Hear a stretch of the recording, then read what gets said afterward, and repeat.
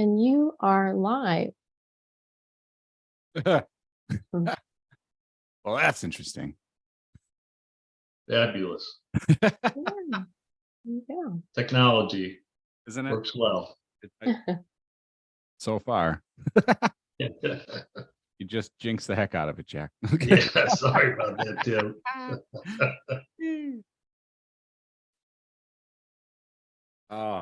So because this is what people want to see. They want to see me shuffle papers around. That's so.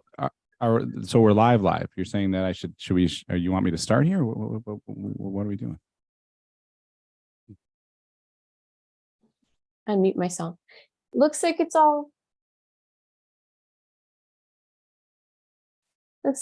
working. So if you want to pop back in and another 6 minutes closer to the top of the hour. Okay. Do you want me to log off of this? You're saying, or you want me just to?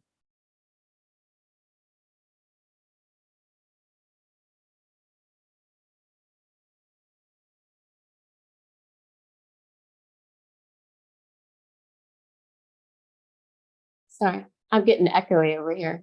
Hmm. If we could just maybe like hide our cameras, does that sound okay? Yeah.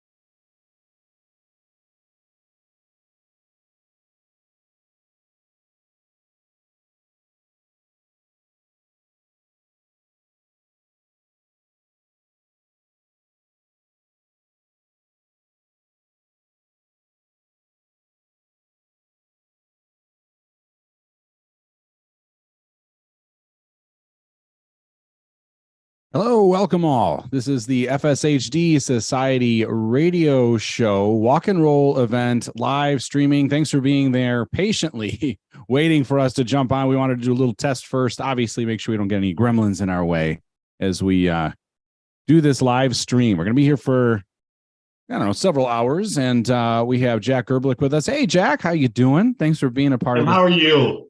I'm doing good. I got my 2 cups of coffee in. Extra beverages lined up. I'm ready to go. Yep. This is Same here. Excellent. Wanted to quickly thank some of our big sponsors of the National Walk and Roll sponsors include Avidity, Optum, Fulcrum, and a special thanks to, I hope I'm going to pronounce this right. Someone should have probably gave me the proper, is the Lai family, L-A-I family, for their $250,000 matching gift. That is amazing. And it says that matching gift was distributed across different walk and rolls. That is amazing. So Jack, you are a board member of the FSHD Society, right? So do you have any numbers? Do you have any like inside like where we've been at since we started this deal? Yeah, absolutely. But before I give you those, Tim, I just want to thank you. This is your 4th year doing this live stream. Is it? It could be. Yeah. I think so.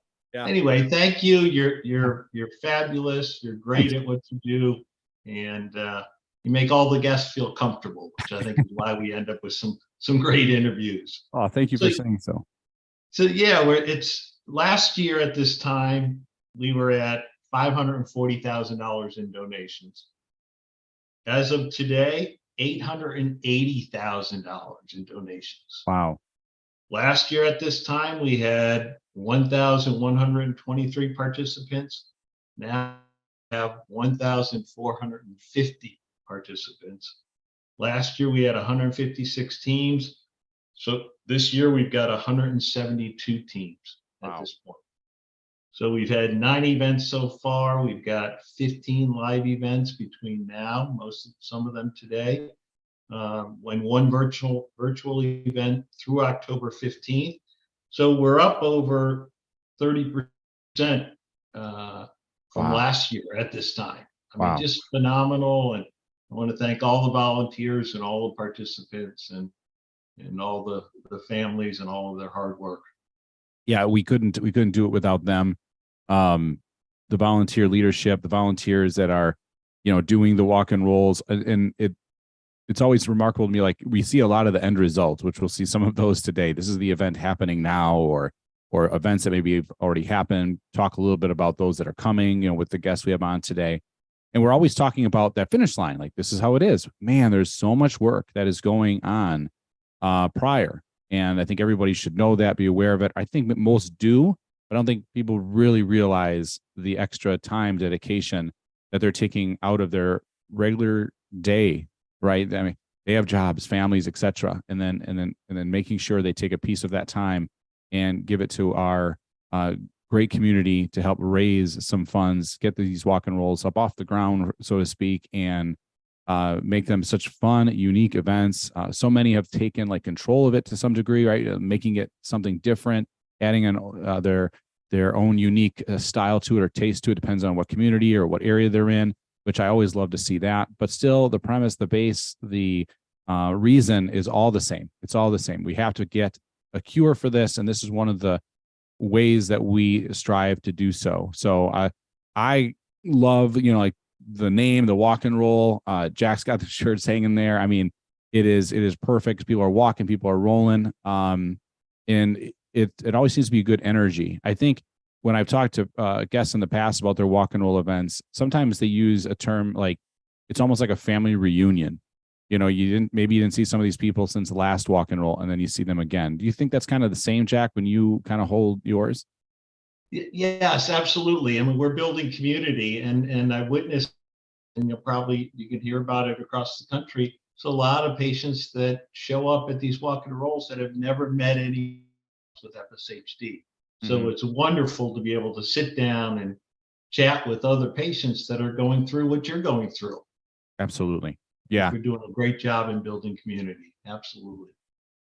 And we've had, big news from, Fulcrum over the last couple of weeks, how their trial progress is going. That's been huge news. We had Mel on from Fulcrum. our hot off the press episode. I'm not sure if that's aired. I think Aaron would probably be shaking your fist at me right now. It has aired or it's not aired. I can never keep track. But if it hasn't, it is coming. We talk about what that means. This huge project Mercury is being talked about quite a bit.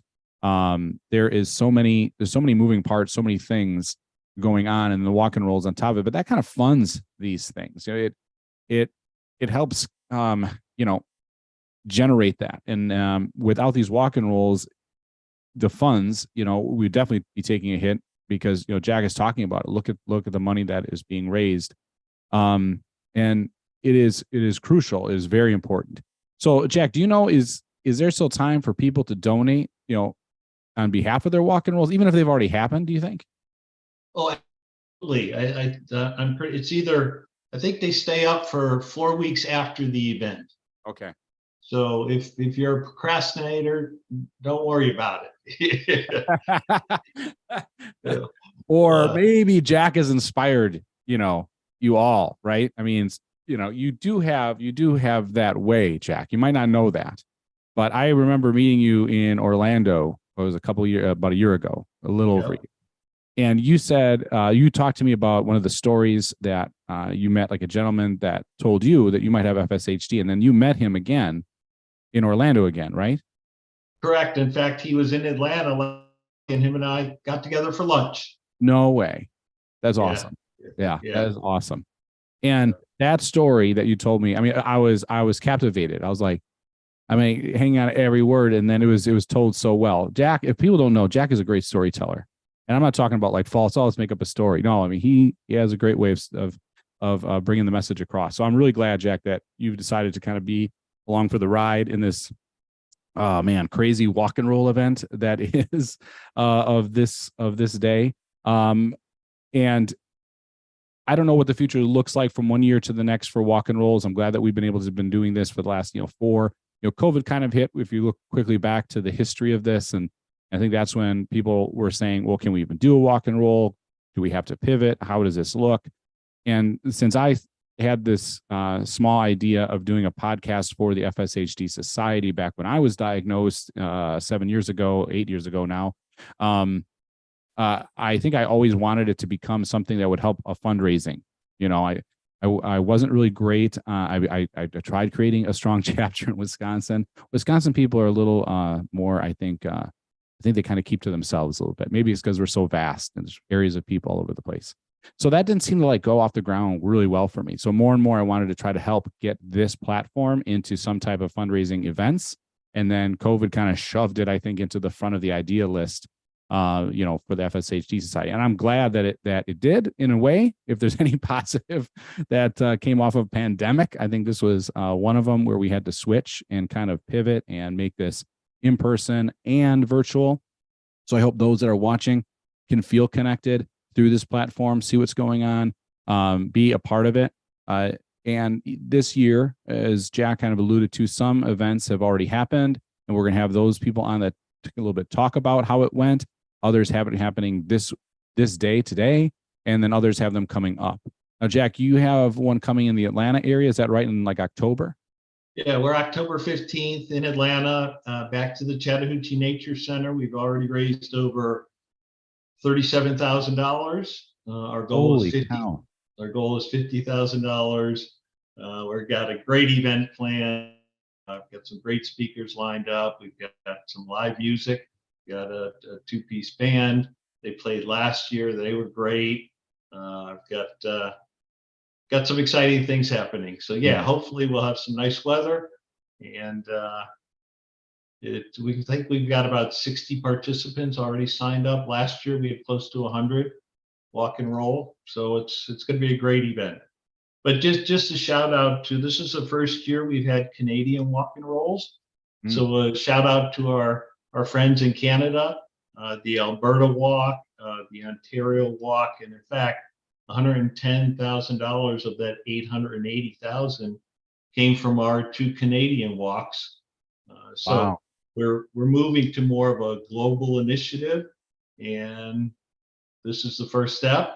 And Canada, the Canadian chapters that were formed in their first year of walks have been just a tremendous success. So Yeah, That's it's our Canadian friends. our Canadian friends, our friends from the north. Yes, yes. And I thought I was going to be the most northern part of this stretch, at one time.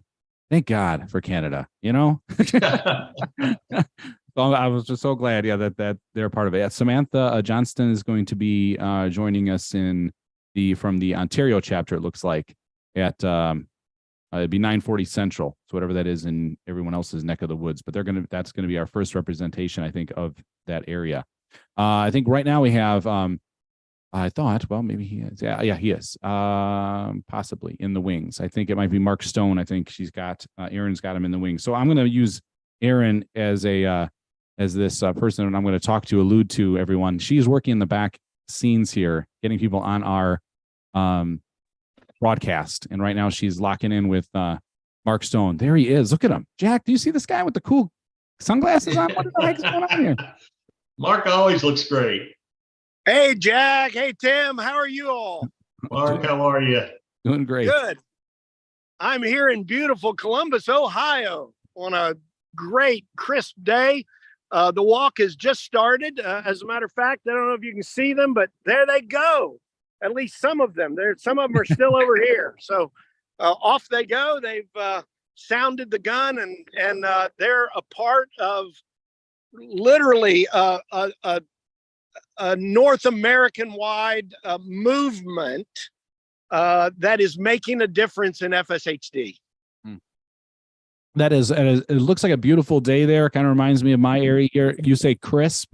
That means a little cool right there, Mark. Just a little bit. Got my long sleeves on here, but it's literally just looks beautiful. No clouds in the sky. Wow. Gorgeous little lake right here. What a beautiful park. Sue Allmiller and company, her team does such a great job. It's interesting. I was reminded that they're one of our pioneer walks. So 5 years ago, 5 years ago, when we launched the chapters and the walks, we had 5 brave pioneers that stepped forward and said, I'll do it. Test it out on me. Mm-hmm. And, I just heard that, at the end of this year, we'll probably have raised a total collectively of about $4.5 million or more just through this. And more than that, we have raised not just the awareness, but a community of the committed. I mean, these folks who come back year after year, and people living with FSHD, their family, their friends, their loved ones, these are the real heroes, because they said, I'm not going to just sit around and take it. Mm-hmm. What I can do, I'm going to do. And I'm going to do what I can do to make it happen. And, Tim and Jack, you might know, but we've got well over 20 companies and researchers that are working active on an active FSHD program that's targeting stopping the disease or regenerating muscle. Wow. So it's the regenerative medicine now that we're kind of moving into. That's been going on, by NASA and the Department of Defense and others, but we want it for our families also. So many pharmaceuticals are in our space. Interestingly, Tim, I know I just stop myself. I've got to stop myself because you're supposed to be interviewing me, but every time I get on with you, I just talk and then I use up all our time. Yeah, but what I love the fact that you grab a hold of it, Mark, is the fact that I'm looking at questions I wanted to ask you or that were given to me, and I'm just checking the box. I'm like, oh, he answered that. He answered that. He's good. We're good there. Let me just say this. Fulcrum has now completed enrollment, and the clock has started ticking on the 48 weeks. So by next August, the final phase of a trial will be finished. Wow. They'll be looking at the package, and if it shows the results that they hope it shows, sometime around the latter half of 2024 or 2025, early 2025, they're going to be submitting the package to the FDA. And 5 years ago, we set almost as a pipe dream that we would have 5+ clinical trials going on in FSHD, and that one package would be delivered by the end of 2024. We are set to hit or exceed every single goal that we set out. And it's because of these people and people around North America and literally now around the world that has stepped up and made this happen. These are the real heroes. You are the real heroes. And I'm blown away. I'm humbled. I'm proud. I'm just blown away that I have a small part in walking next to people that are my heroes now. Mm-hmm. Absolutely. Well, you mentioned pioneers before, Pioneer Walk. Well, Mark, you're kind of leading the pioneer push for the first treatments, right? I mean, your name is within that group of being a pioneer for us. Well, I appreciate that, Tim, but all I did was say, hey, this is the path we need to go on. And if here's what they say about, if you think you're leading but no one's following, you're just walk. Well, people have joined the parade, if you will, and we are moving forward together. And one person can't do it, but we all can do it. We all can get it done. And so I'm just every one of our families that I meet become my adopted family. And so and I don't say that lightly. There's all heart behind that comment. It's not just a idle word. So this reinvigorates me. Sometimes when you're in the trenches, you lose track of the vision. And I don't want any of us to do that, because we all live in those trenches every day. But when you come here and you really see the progress, not hyped, but you see the progress that is made and the possibilities of treatment and treatments that are very imminent. 5 or 6 clinical trials by the early 2024 will be happening in our space. All of this really, really reinvigorates and reminds all of us, trenches or no, why we do this. Mm-hmm. And I just blown away. Yeah. It is no question the future is bright. When I think back of when I just started this journey with the podcast, and then meeting you, Mark, for the first time, and then hearing that goal of treatments by 2025, the first thing that hit my brain was like, okay, that's the year my oldest son graduates high school. Okay, I can do that. That sounds attainable. Little did I know how much that was probably going to take and work and effort from yourself, Mark, and the crew of people that you've your army that you kind of brought with or brought out to help us. I would imagine the journey has been tough. Me and Jack talked about it when we started. Like, everybody kind of sees the finish line or the result, but no one's really seeing the back end work. So, what you've done over these several years, putting that goal out there, I'm sure it was met with criticism. I'm sure. And some head scratching, like, wow, to see it this close in the path, not that far off, and then to exceed it, as you said, yeah, that is something that has to be talked about and celebrated. So I hope you're doing that there today with that crew of people in Columbus. Well, we are. And, Scott Harper is here. They formed a biotech around his compound. It's akin to a cure. I'm doing a lot of reflection in this, this 5th year, so to speak.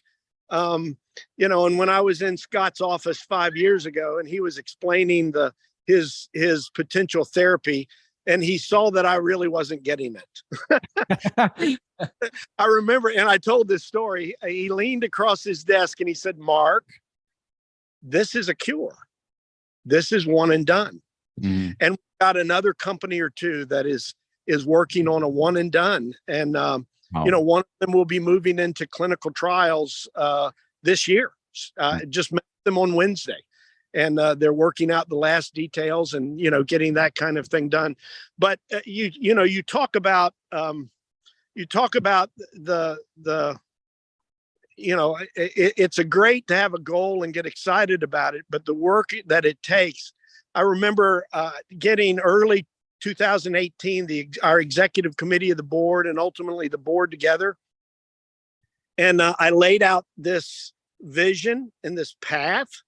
And I remember finishing the day, and my time, I'm sure, is up with this story, but I remember laying out the vision for our future, at least, you know, the next 5, 7 years, 8 years. And I finished, and, you know, I finished with a picture of Everest. And I said, I don't know how you feel now.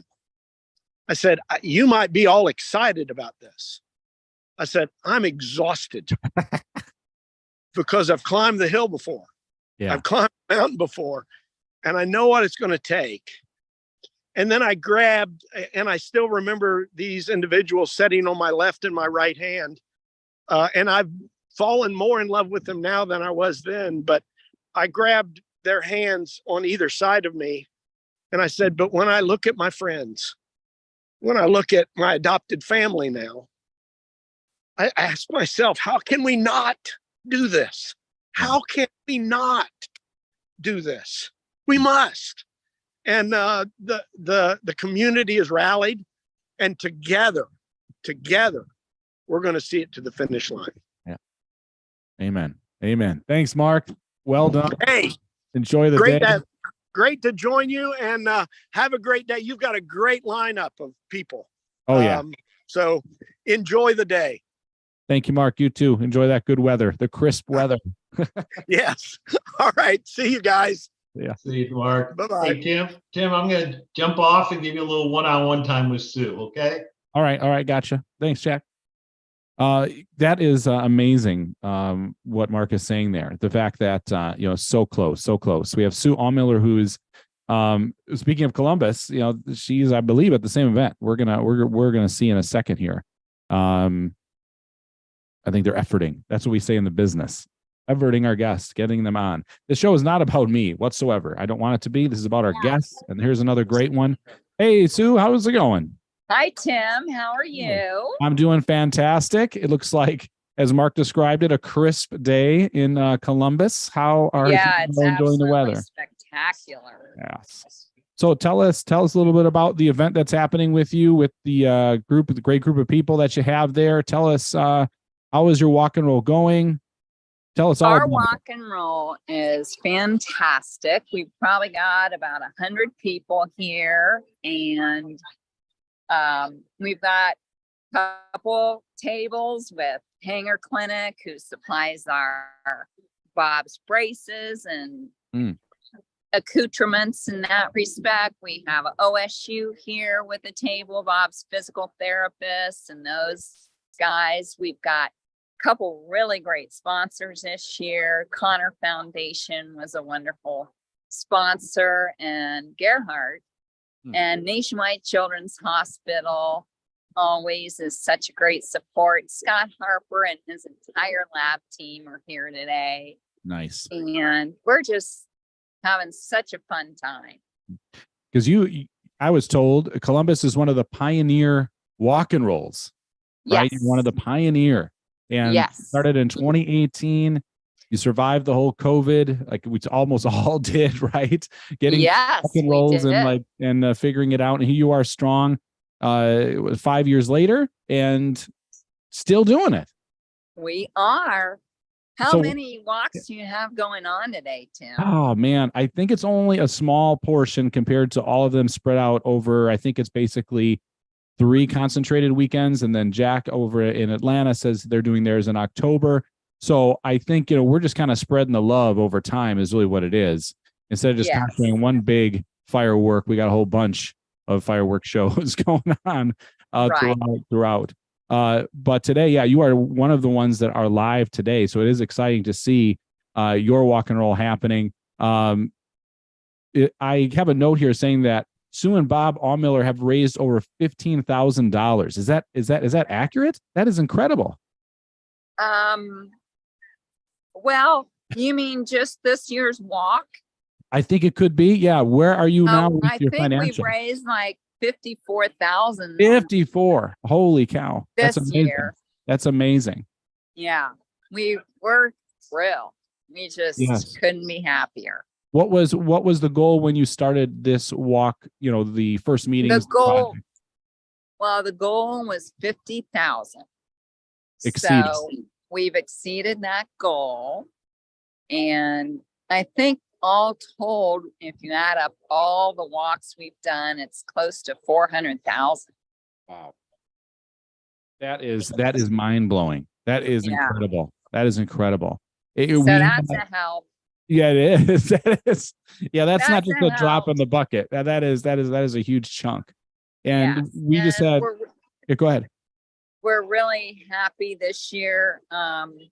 We had what was called Lab Day this year with the sod. This is Facebook Live. Lab Day with the sod lab out of Nationwide Children's Hospital. Mhm. And he's doing some great work with FSHD blood and learning new things and how to diagnose and determine the future of how the disease will develop with people through their blood. And so we made arrangements for 10% of the proceeds from our walk this year to go to the Nationwide Children's Hospital Foundation to the sod lab.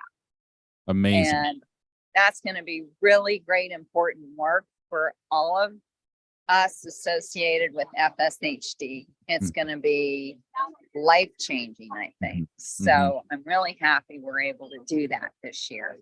Yeah, that is phenomenal to designate that amount of money towards that part of this. That is huge. Yeah. Man, you know, Mark 10%. talked about 10%. Mark talked about you know, the future of treatments down the pipeline, setting that goal that was set, you know, 2025 treatments at the end of 2024. That's what they were hoping that package, as he put it, would be delivered by then. And I'm sure you're fully aware of that, but how does it feel now in a little bit of a reflection, kind of stealing Mark's words? And he said, I'm reflecting a lot today of where we were to where we are. Are you find yourself doing that a lot, where you were in your first walks to where you guys are now? Yeah, it's pretty remarkable the support we've received over the years. We've just been, it's just been amazing. And people just come back every year showing their support, new people every year. It's a very emotional day to see the outpouring of love and support of everyone in our community, and people have traveled as far as Georgia to be here today. So that is incredible. So grateful. So I think we're up on the clock here, Sue. So thank you very much for coming on in and spending some time with us away from your huge crew, the Walk and Roll people. We appreciate you all out there. Thanks for everything you're doing. I Absolutely. appreciate it, Tim. Of course. This part's easy. You had all the heavy lifting. Nice job. Okay. Talk to you later. Yep. Bye-bye. Yeah, I don't know, Aaron. I'm not sure if you had something queued up that had relation to the Columbus Walk and Roll before we get our next groups on. But feel free, if you want to jump in and send that, please do. I'll kind of see what you want to do there.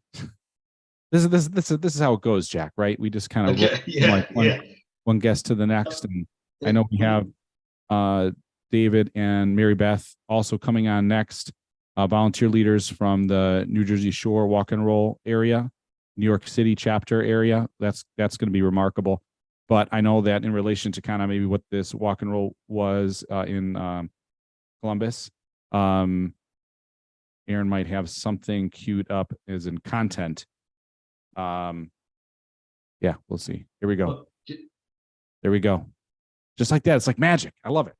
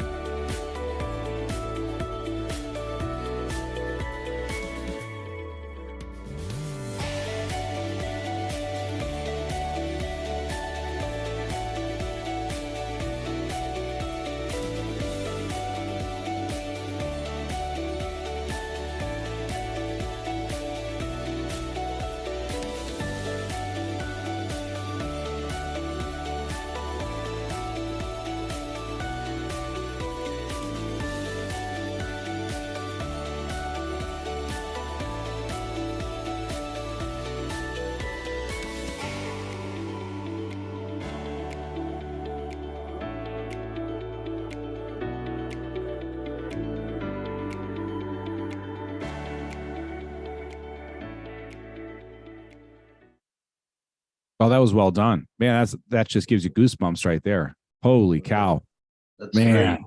And hey, just to note, if you go to the FSHDsociety.org walk and roll and you don't have a local walk in your area, this year we have a donate to the national walk.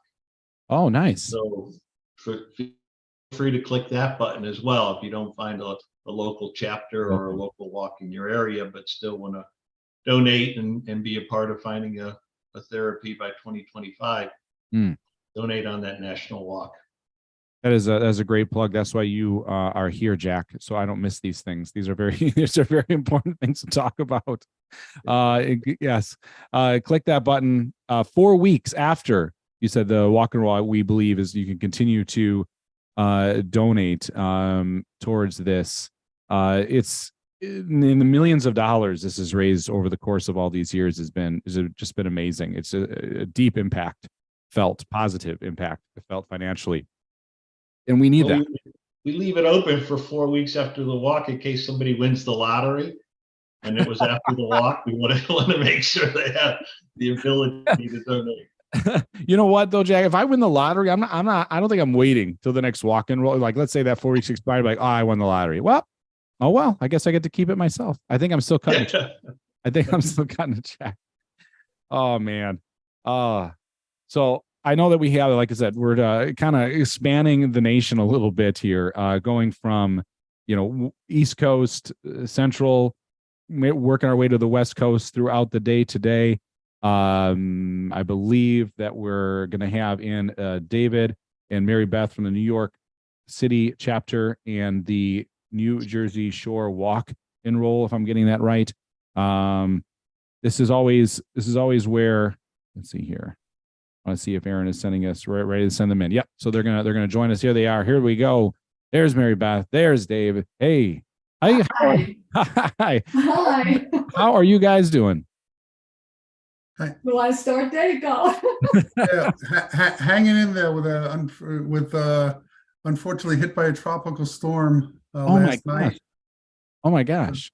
So That's putting a little damper on our walk and roll. But still had a fantastic result, and we're weathering the storm. Yeah. Dave, hello. How are you, fellow? Hi, Jack. Hey, Mary Beth. Are you guys going to try to reschedule? We're trying to reschedule. We're working with the town of Seaside Heights, and they're supposed to come back to us with some alternative dates. Unfortunately, they've had several events this weekend, all of which have to be rescheduled. So there'll be a little logistical issues, but yeah, we're trying to reschedule for later in the fall, worst case the spring. Right. It says that the venue, I know that with the weather, obviously it's going to hopefully be postponed without too much of an issue.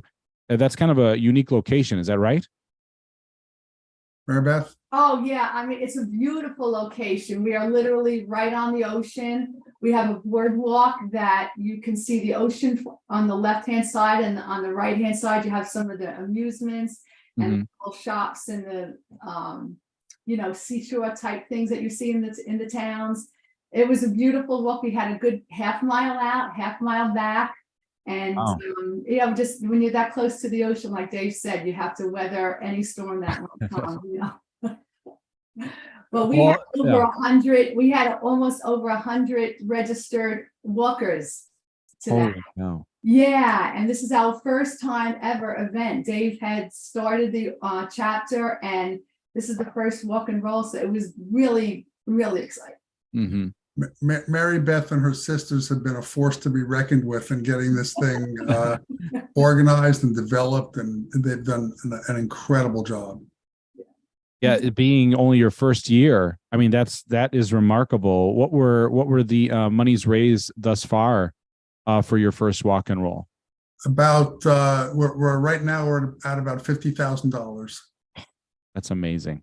That's amazing for first year. Yeah, we formed 9 teams. We had 9 teams, and then there were sub teams under the teams. So we really were excited with that. So wow, that is amazing. Did that exceed your goals as what you were hoping for when you started the planning process? Dave, what do you think? I think so. Yes. I mean, we actually started the goal got raised, but we to 250,000, but we started with a goal of 25. And on a first year event, we even thought that was going to be a stretch. Mm-hmm. And we had a wonderful match of up to 10 that we were able to get, and which is fantastic. Yes. And we were even at one time saying, will we reach the 10 to get the match? And then suddenly it took off with some. Mary Beth has a list of those that really, were really helped and drove teams. So Yeah, we have 3 top teams, and starting with the third was Team Ruben, which is Dave's team. There you go. They raised over 6,500. We've got Florat Brennan team. They raised over 10, and they came late to the game, and they were just they just flew right to the top. And then our team, which was my team, which was Team McCabe, we raised over 17,000. So it was amazing. And the individual fundraisers one was my sister Johanna. She was number 3. Jennifer Eckert was another, and then Charles Farah, he was the top fundraiser. So these people were just amazing. Just very, very, very generous. Incredible. Incredible. Very generous. Way to make your mark, man. Holy cow. First year, man. It's gonna be hard to top next year. People were just so generous with their time, their money, the fact that they would start another sub team and then just create, a team on their own, and how they start. I never experienced anything. I've never really volunteered to do anything like this. So it was amazing. It's very emotional for me. Yeah, absolutely. I'm so disappointed that we had to cancel. Well, you're postponing, right? I mean, it's still there. I'm sure it'll still work. There's no question. And to celebrate that kind of work, I think that's what I see as these walk and roll events when they are live. It's like all that build up, all that hard work, and then that day you get to celebrate with those people that put all that money, effort, time, talent, and so forth into it. It's just incredible. Mm-hmm. So I got a question for you. So the $1,000 matching contribution was the Live family, Russell. Do you think that accelerated and enthused your participants and your donors, knowing that there was that match there? I think, Jack, it enthused the donors. I think it also enthused those going out to raise. We weren't going to let one drop of that match fall off the table. I mean, that was what the people on the committee said. We've got to make sure, because when we heard about that, we were considerably below the matching amount that was allocated to us as a total. So we far surpassed it, but we didn't know we were going to. So we really, everybody got started hitting their emails, and the donors also wanted to make sure we hit that. Yeah, I think that does invigorate the group, doesn't it? I mean, it kind of gets people going when there's this match. Like, well, it's like my money's doubled. I mean, that's just incredible. Exactly. Yeah. Exactly. It's so. Yeah, if there's any organizations out there that can do that, it really helps, and it's really appreciated. Organizations or foundations or people or individuals. Yes.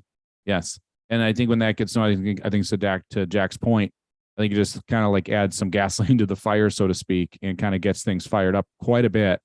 It's just a balloon cloud, right? It's just, or mushroom cloud effect. It's just awesome. So what's in store now for your chapters after the walk and roll? What's like the next thing? Tim, I'm glad you brought that up. New York, New York is really a series of sort of different geographic areas and communities. And one of the things we need to do, we're now showing the power. We had a community meeting, and Mary Beth raised her hand to say, I'll do a Jersey Shore walk and roll. And if we can get individuals to step up and say, I'll do that in Westchester County, or I'll do that on Long Island or Queens, or I'll do a magic show. We did the magic show for 2 years, which is now being done in Naples. That was very successful. If we can get Northern New Jersey, Westchester, Long Island, Queens, Long Island, Rockland, and these different areas in Manhattan, obviously, involved in doing something like this, New York can become, once again, a real force in helping us raise the funds to cure FSHD. Absolutely. Yeah. The way you just talked about that, having not just one like this, but this could start. It's a kind of similar conversation or question to, okay, here comes the match with the money. And then more came after because people realize, hey, that's a good push.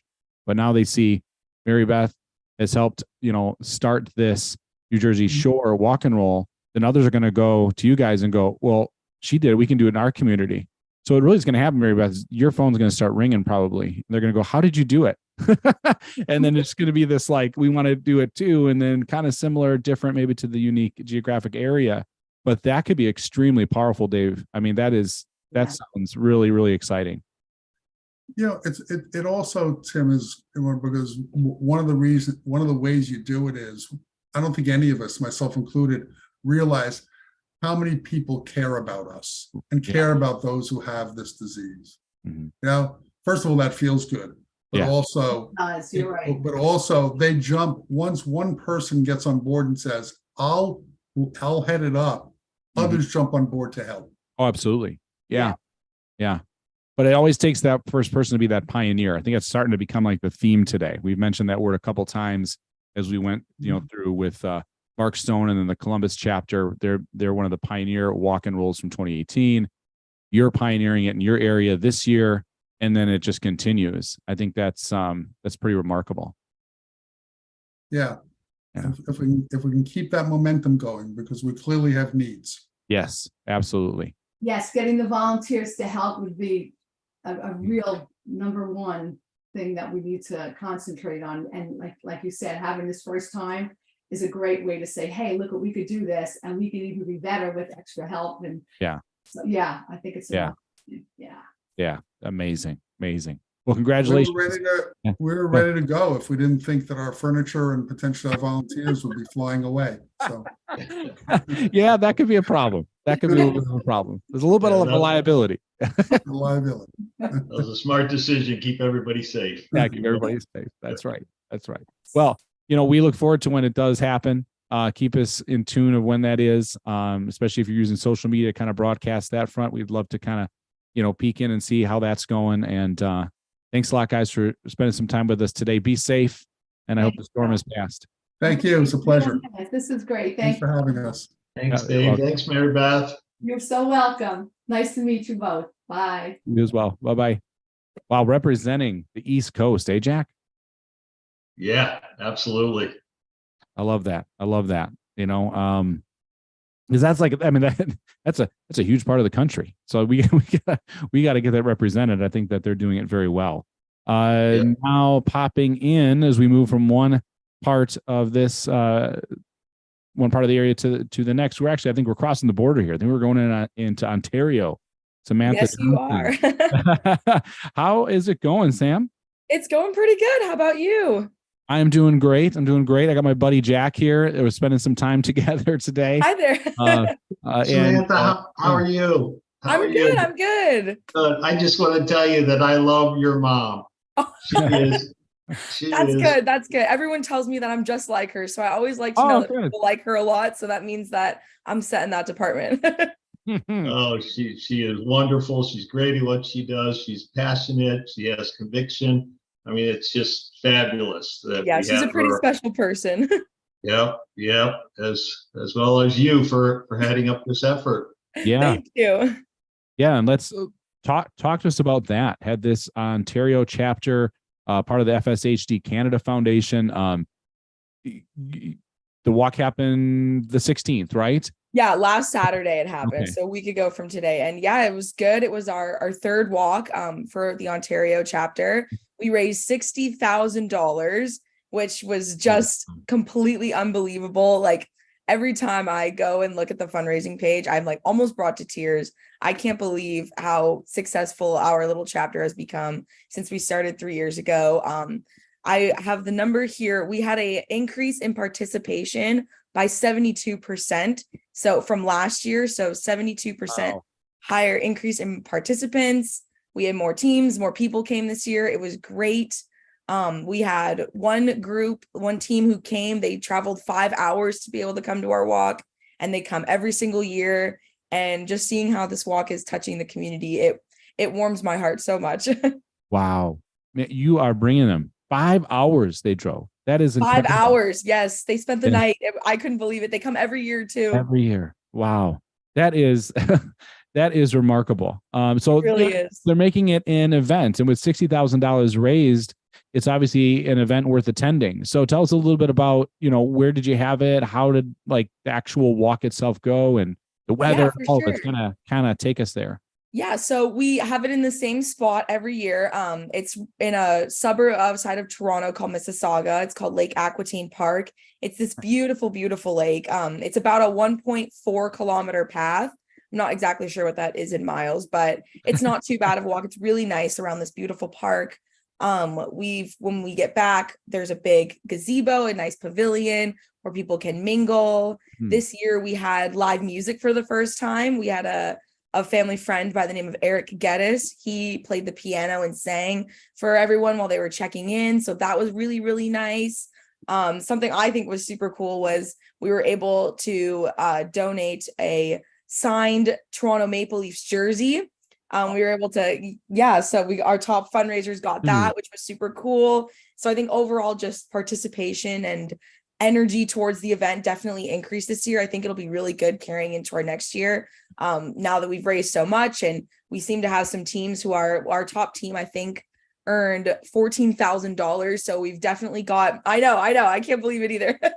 We've definitely got a good energy surrounding the Ontario chapter. I think it's great too that we have 2 more Canadian chapters now, 2 more Canadian walk and rolls. And I think, not to take any credit, but I think that started with the success of our Ontario walk that we're able to spread out throughout Canada, which I just think is so fantastic. Absolutely. Hey, there's nothing wrong with a little bit of competition. You know what I mean? Right. Exactly. No. Gotta keep us humble. Exactly. It keeps you hungry, keeps you humble for sure. I'm actually kind of a big hockey fan too. In Wisconsin, we don't even have an NHL team. You're telling me Maple Leaf, sweater got donated. Oh, that's just amazing. That was Mark Giordano. If you know him, it Beautiful. was, I couldn't believe it. I went to the Scotiabank Arena where the Maple Leafs play and picked it up, and my jaw had dropped to the ground. Calling my mom, I was like, "Mom, you'll never believe what we got donated to our walk." It's so it's just so exciting. It seems to be getting better and better each year, which is, I guess, all you can hope for, right? It is. Yeah. You just kind of build off one year to the next. We've been talking a lot about, pioneering walks. When we visited Columbus, they were like one of the pioneer walk and roll events back in 2018. We talked to Sue, New York, New Jersey area that we just talked to before we had you on. This was their first year, even though they've had a storm today. They have a tropical storm actually. Right. I've heard about that. I'm like, oh my goodness. But they're still pioneering their area. You've done the same in Canada. You're saying, hey, you might have started it. Now there's more behind you. It definitely seems to be kind of the theme thus far this morning about that's awesome. Just blazing that trail courageously. So what's the kind of plans then for next year? Dare we even start drifting into the next? Oh my gosh. I don't know how we're going to top this year, to be honest. This was one of those years that just really was so amazing. I think now we've gotten in a good rhythm. We're well established in the area. I think local people know about us. We're able to get on like the city of Mississauga's calendar this year, which I also think helped us. So I think we're becoming a little bit more well-known amongst the area. I go to a university here in Toronto, and we've gotten the university aware of it. Like there's accessibility clubs there who are sending their club members to participate. So I think that we're making really good strides and having a good presence and becoming more of a well-known event. I think our chapter meetings too are also having more people come to the meetings and things like that. So I think just continuing to get the word out there and continue to finding patients who maybe didn't know about the FSHD Society or anything like that before, and continuing to build. I think that we've gotten to a snowball of that. So I think we can just continue to build on all the great work in the past couple of years. And who knows, maybe we'll get to 80,000 next year, Come on. That's nothing. Right. Exactly. No. You're kind of making me want to like run through a brick wall right now, Sam. So it's like you get kind of fired up, I mean, yeah, exactly. Yeah. People hyped. It's just amazing what you're able to accomplish there with that huge team of people. Before we let you go though, is there any like sponsors you wanted to thank? Your volunteer leadership? For sure. We had a gold sponsor this year called Dig Insights. Our silver sponsors, Next Intelligence and Logic Research, executed. And we had a friend of the FSHD community, Dr. Mary Sakaria. They were all sponsors for our event this year, so I would like to thank them. And then also to Stephen Groff and Eric Geddes. Stephen Groff was our photographer for the event. He always comes and does the pictures, and he always does such a wonderful job. And then Eric Geddes played the piano, and again, the live music was really special and really, really cool. So I just wanted to thank all of them for being our sponsors are continuous supporters. They sponsor every year. And then Stephen and Eric are also so wonderful. So I'd really like to thank them for all their hard work and dedication every year. Yes, and thank you for saying that for all those that helped, all the sponsors. Thank you from the FSHD Society world down here through Wisconsin down to Atlanta where Jack is. We thank them all very, very much for helping our community out. It takes more than a village. It seems takes a nation plus now. But if you have any extra leaf stuff that you don't know what to do with, just I'll give you my address. I'll send it your way. Yeah, send it my way. Thanks, Sam, for being here. We really appreciate your so time much. and your efforts. Good Absolutely. to see you guys. You too. Thanks, Sam. Bye. Hello. Energy. Hey, here we go. We got the next, man. We're going right away, Jack. Be ready. I think we got Ann and Frank in Mid-Atlantic chapter representing. Soggy, How's it Maryland. going? We're in Soggy, Maryland. Yeah, we had an unregistered participant named Ophelia who tried to be a part of our event, and unfortunately, we're not walking this morning, but we are celebrating the success, and we'll get together for celebration at some drier date. Yeah, right. I mean, hey, FSHD society people, community people are master adapters, aren't we? So you just adapt. That's just how it goes. You can never predict the weather. But hey, you're outside. I mean, you're definitely, saying, forget this. We're going to stand outside for this. Absolutely. Well, absolutely. And thank you for hosting and including us. Of course. So we'd love to give a couple of shout outs please. to our great supporters. So we had a goal of $40,000, and we are well on our way to meeting that at just over 36,600. Nice. And I know we still have some gifts to come, and I'm talking to you, Lee Kolakowski Sr., my father-in-law, who is waiting to make his gift with his charitable distribution from his IRA. So I know he can close that gap. So we're looking forward to that. But we do want to especially thank Anthony Soleil with Miracule, who was our first to jump in and be a corporate sponsor. And we also had sponsorship from Avidity, and we're really grateful to them. And also want to shout out to Bob Humphreys and his intrepid Electric Avenue team. He actually lives on Electric Avenue, so he's got his own theme song, and he raised the most dollars. And then Don Burke, newcomer to the effort, had the most donors, and he's on our No More Ducks 4 team. Nice. And we're really grateful to them especially, and everybody else who helped. And I also want to give a special welcome to the FSHD Mid-Atlantic chapter to my new great niece, Eleanor Krasnansky. Oh shoot, I messed up her last name. Shopper Krasnansky. She is just over 4 weeks old, and we're thrilled to have her in our chapter. And now I'm going to turn it over to my partner in crime, Frank, to say a few words. Hey, Frank. I'm just ecstatic that we had such great participation from all of our donors, and I'm happy to reconvene this at some other time when it's drier. And it's unfortunate, that the weather, but it will happen, right? You'll probably get it going again, and then you'll celebrate all this hard work with your walk and roll people that want to gather. Absolutely, it will happen. It's just a matter of time when that weather cooperates. So keep your head up on that front. But also, rain and FSHD don't really mix, so we didn't want any mishaps. So it's like accidents waiting to happen. Yeah, it just doesn't. Absolutely. We don't want that. We don't want that. And we also want to give a shout out to wonderful Beth Johnston, who flew all the way out to be with us from Colorado, and we were able to have a nice dinner with her, and and celebrate very privately. Also, she enjoyed a true Maryland crab cake. So hopefully Oh, the trip was worth her effort to be here, and we really appreciate that. nice. Well, I'm sure she did appreciate that. I know I would have, but I'm just saying, I can always go for some. Hey, anytime you want to come up, Tim, we're here for you. I love it. Jack, did you have anything for him? I know. Yeah, Frank, before we let you go, so you were in Milan at the International Research Conference. Right. Yep. Okay. Can you just take a minute and just share with us what you witnessed and the progress that they're making? Great. Well, he described that he had lunch with you last week or a week or so. No, Milan. He wants to know about Milan, not Don. So, Milan. Milan was a great conference, the IRC, and then there was an international FSHD, I think it's called FSHD Global meeting, the next 2 days. So it's been a whirlwind of a summer. And you obviously got back safe and sound. What was your takeaways from that Milan trip?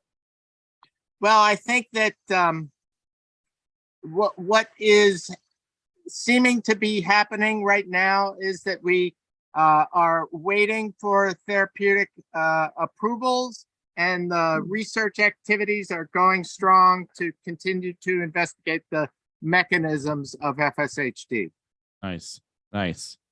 Yeah, it was exciting to see all those great minds gather, and the fact you were there to witness it, Frank. That's kind of cool, and now we get to talk to you about it a little bit. Yeah, hardship duty. Somebody had to go to Italy and eat all that gelato. Yeah, that's just terrible. I really feel for you. Well, what's wonderful, Tim and Frank, is that we are moving to more of a global initiative. There's FSHD societies like ours around the world, in Spain and Europe and Australia, and this World Alliance is pulling everybody together. And so this becomes more of a global effort, which is wonderful to see, because we're going to need a global effort in order to get more therapeutics. Right. And the more participants in clinical trials, the better. FSHD doesn't recognize any boundaries, country or state or anywhere. So, we're all in it together. Absolutely. Thanks, guys, for being here.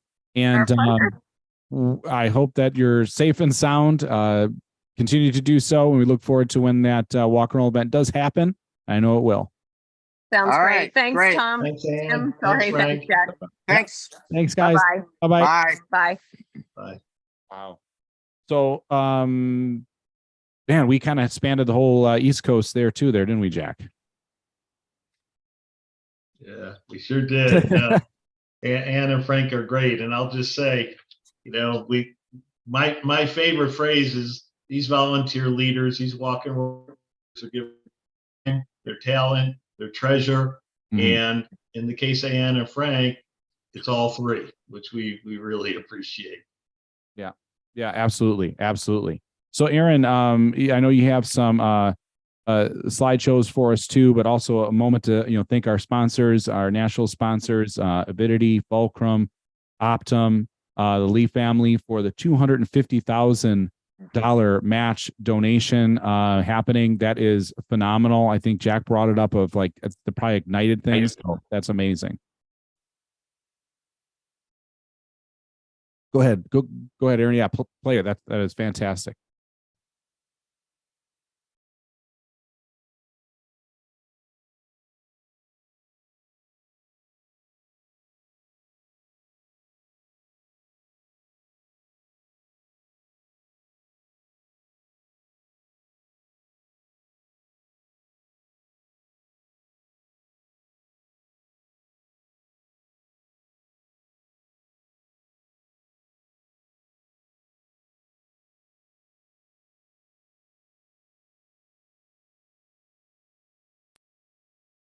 Technical difficulties. Yeah, I think it was coming through with no sound, but that's okay. That's all right. Probably get more here soon. Let's see here. Always want to thank sponsors. That's always what we that's a lot what we're about, is thanking our sponsors and also our guests that have so far been on. We've spanned everything from the East Coast side there, New York, New Jersey, up in Ontario. It was phenomenal to have them. And donation reminder, fshtsdsociety.org/walk and roll.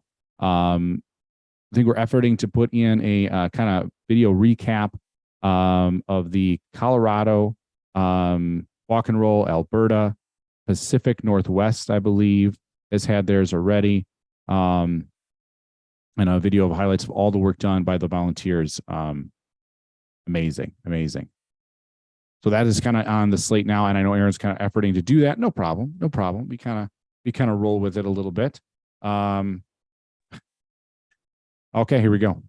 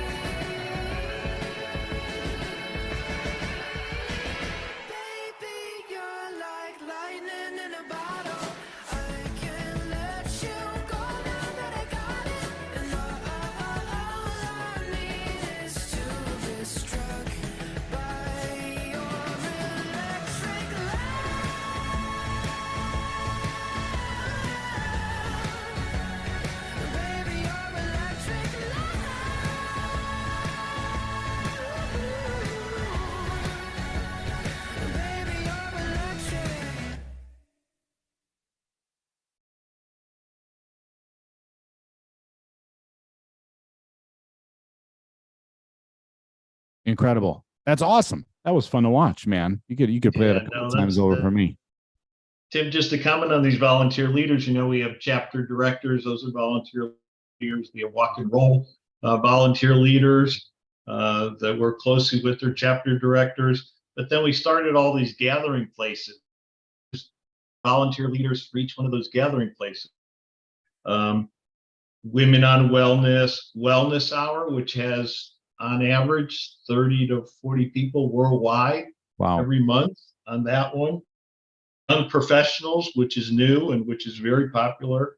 Care Partner, Early Onset, Parents Roundtable, Feeling Fit. I mean, these are gathering places that have formed over the last year to 2 years that meet once a month, and volunteer leaders lead that effort and find speakers and topics and lead those webinars every month. So shout out to them as well. Absolutely. Yeah. I'm very happy that you brought those up, Jack, because I had those printed out too. I'm like, okay, we got to definitely mention that these new groups that are being formed that aren't necessarily chapters. This is kind of a bridge if you have interest as, the young professionals getting more fit and so forth, all the things that you mentioned. I mean, we're really kind of the society, the community is targeting, right, within groups, the needs. And let's just face it, this stinking disease attacks us in so many different ways. So with the wellness hour, or if you're a young professional going through it, trying to get more fit with this disease, just speaking on the whole, being fit, I mean, that is more difficult, I think, as the disease takes on, is it's just more painful. you're less, mobile and all this. It's just everything seems to be fighting against you. So when you have something in your corner, feeling fit with FSHD is pretty good resource in that regard, if you ask me. I mean, that's just one that kind of stands out for me. But yeah, thanks for bringing that up, Jack. The community of volunteers has just stepped up and like creating these groups. Also, that shout out to the early onset parents roundtable. Probably an area of the community, I'm guilty of it, not having guests on more often earlier in the podcast when we were doing episodes earlier. I'm so glad that this is becoming more on the front of our conversations. Like, how are we handling that part of our community? The people that are young and getting attacked by this disease. It feels like, at least from my perspective, not scientist, of course, that it attacks young people a lot faster and a lot more wicked. And so it is great that there is a community there, a part of our community that is a roundtable discussing those things and those topics that affect those families. So thanks for bringing that up. Yeah. The early onset with the children, we got an effort going to get pharmaceuticals to start clinical trials for children. Yes.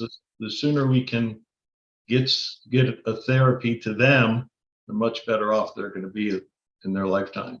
Yeah, 100% agree. I mean, that's that will drive a lot of people too, right? The fact that it's affecting children, like, whoa, wait a minute, right? Okay, enough of that. So I definitely think that's a direct effect with maybe why the numbers go up as they have, with people realizing this is not just an adult onset disease. There are young people being affected for sure. And we don't want, drug treatments to come to the table, and then there's a huge chunk of our community that can't get help because of their age, right? Right. That is a huge effort in that regard. So a special thanks again. I really can't thank the volunteer leaders enough as we're kind of getting ready for our next guest to come in, which is going to be Glenn and Tara from North Texas. But thanking those great volunteer leaders that have helped the walk and rolls, great volunteer leaders Jack talked about there that are helping within those community break-offs, early onset and so forth, all that information. And if you want to become more involved or find a chapter near you, if this has inspired you to do that, sometimes I do tell people a lot. I understand if you can't always give your dollars, but if you can give your time and your talent, that's huge. That is huge. I know I've been in that state a lot of my life where I'm like, okay, I can't give you a big check, but I can give you a lot of time. And so if you can do that, find a local chapter near you, get involved, maybe on the next year's walk and roll, maybe you want to be a part of that. Visit FSHDsociety.org. It's all there for you. It's almost overwhelming, to be honest with you. There's so many things to click on, to find, to be a part of it. So if you're motivated to do so because of either this broadcast or knowing that there's walk and rolls going around in your community, you want to be a part of it, setting your goals. I want to be a part of that. Next month I want to get a chapter. And then by next year, I want to be a part of these walk and roll events. Start now, start today. Go to FSHDsociety.org and investigate that a little bit. There's our great events along with all those groups that Jack was talking about. It's all on the list of calendar events, and you can find those. A lot of those are virtual. I think they're almost all virtual as far as I know, that they have that platform where you can, dive in there and be a part of those groups. Also, selfishly, the FSHD Society radio show has its schedule on there too. If you ever want to watch or listen in on any of the past episodes, you can also find our episodes at Spotify and so forth. That's all available for you there as well. So I know we're getting up to 10 past the hour and talking radio talk, and I'm definitely ready, or we're ready for the next guest if you want to bring that in. And I think we're gonna. We haven't been holding me. It's Tara Hill. I think I see her name popping up. And then the next. Here we go. Here we go. Here we go. Welcome. Welcome. Welcome. Hi. Thanks for being here. Yeah, my pleasure. How is everybody? I am doing great. Jack has been popping in and out. One of our board members, and he's from the Atlanta chapter. He kind of co-hosts this fun event with me a little bit, so you might see him pop in. You're calling us from North Texas. Is that right? Yes, sir. North Texas here in the Lone Star State. So tell us a little bit about your walk and roll event. This is the second year for North Texas, and it's happening. Is it happening tomorrow? Yeah, so it's actually tomorrow from 1 to 3 in the afternoon. We started last year, it was at the Fort Worth Zoo, but this year is just going to be at a park in kind of the North Dallas area, a little town called Frisco. We had 3 teams last year and about 50 attendees. And this year we're up to 7 teams. And I think we've got over 70 people registered so far. Wow. We've still had stuff coming in today. So that number we're hoping will grow. Our goal was 40,000 and we're at 36.3 so far. So we're almost there. So we're hoping we can kind of break through. Yeah. Absolutely. And welcome. We also have Glenn. Glenn, are you with us? Can you hear us good? Yeah, I can hear you. Thank you. Thank you for having me. Yeah, absolutely. So tell us then each of your roles in regard to the walk and roll or the chapter there. Well, my role is really just to assign Tara to handle it, and she has done a bang up job as her totals and team and the growth and everything means I did a good job. Yeah, because Terry, you're the walk leader. Glenn, you're the chapter leader. Correct. I get it, but man, you need one with the other, right? You don't have a chapter; it's hard to get a walk and roll going. You got a lot of spinning plates, so to speak. Glenn, if when you're doing a chapter leader thing, so someone to grab a hold of that walk is huge. We found that as I've talked to more people that do these events, to have a designated person to kind of launch those walk and rolls really help. Well, I think what really helps us is we're pretty active outside of the walk and roll as well. I mean, as far as we have Zoom meetings a couple times a month, we try to get together for meals, at least once a quarter. So we're trying to do events. So that kind of keeps us connected. So when it comes to the walk and roll time, we're not trying to get everybody going again because everybody's, kind of coming along as we go. And that makes a lot of sense. So then it just kind of becomes this, hey, we see each other relatively often. But do you see people that just come to the walk and roll? Do you guys find that that's kind of more like their annual event to come? Or do you have a lot of, hey, we've come to the chapter meetings, we're also coming to the walk and roll? I think this year we've had a lot of new engagement. We've had people that are newly diagnosed that are just kind of coming into the society and learning about things and wanting to feel, empowered and feel like they have something to do. So they're jumping in. This is their very first event they're ever going to attend is this walk and roll. Created giant teams and it's amazing. But we also do still have people that they're at every single Zoom, each month, and they're coming to the walk. So it's sort of a mix of everything. And how about the sponsors? I want to make sure that we mention those. Did you have any sponsors that you wanted to thank in regards to the walk and roll, or even your chapter for that matter, that you would like to mention? Obviously, the Live family. That matching gift was amazing, and that really helped us on our way. We're trying to reach our 40,000. We've got some really generous families that are in our area, and that's helped as well. Glenn, is there anyone that you wanted to say? I'm gonna send out a shout to Lenny Bird Bakery for donating some cupcakes to the walk and roll.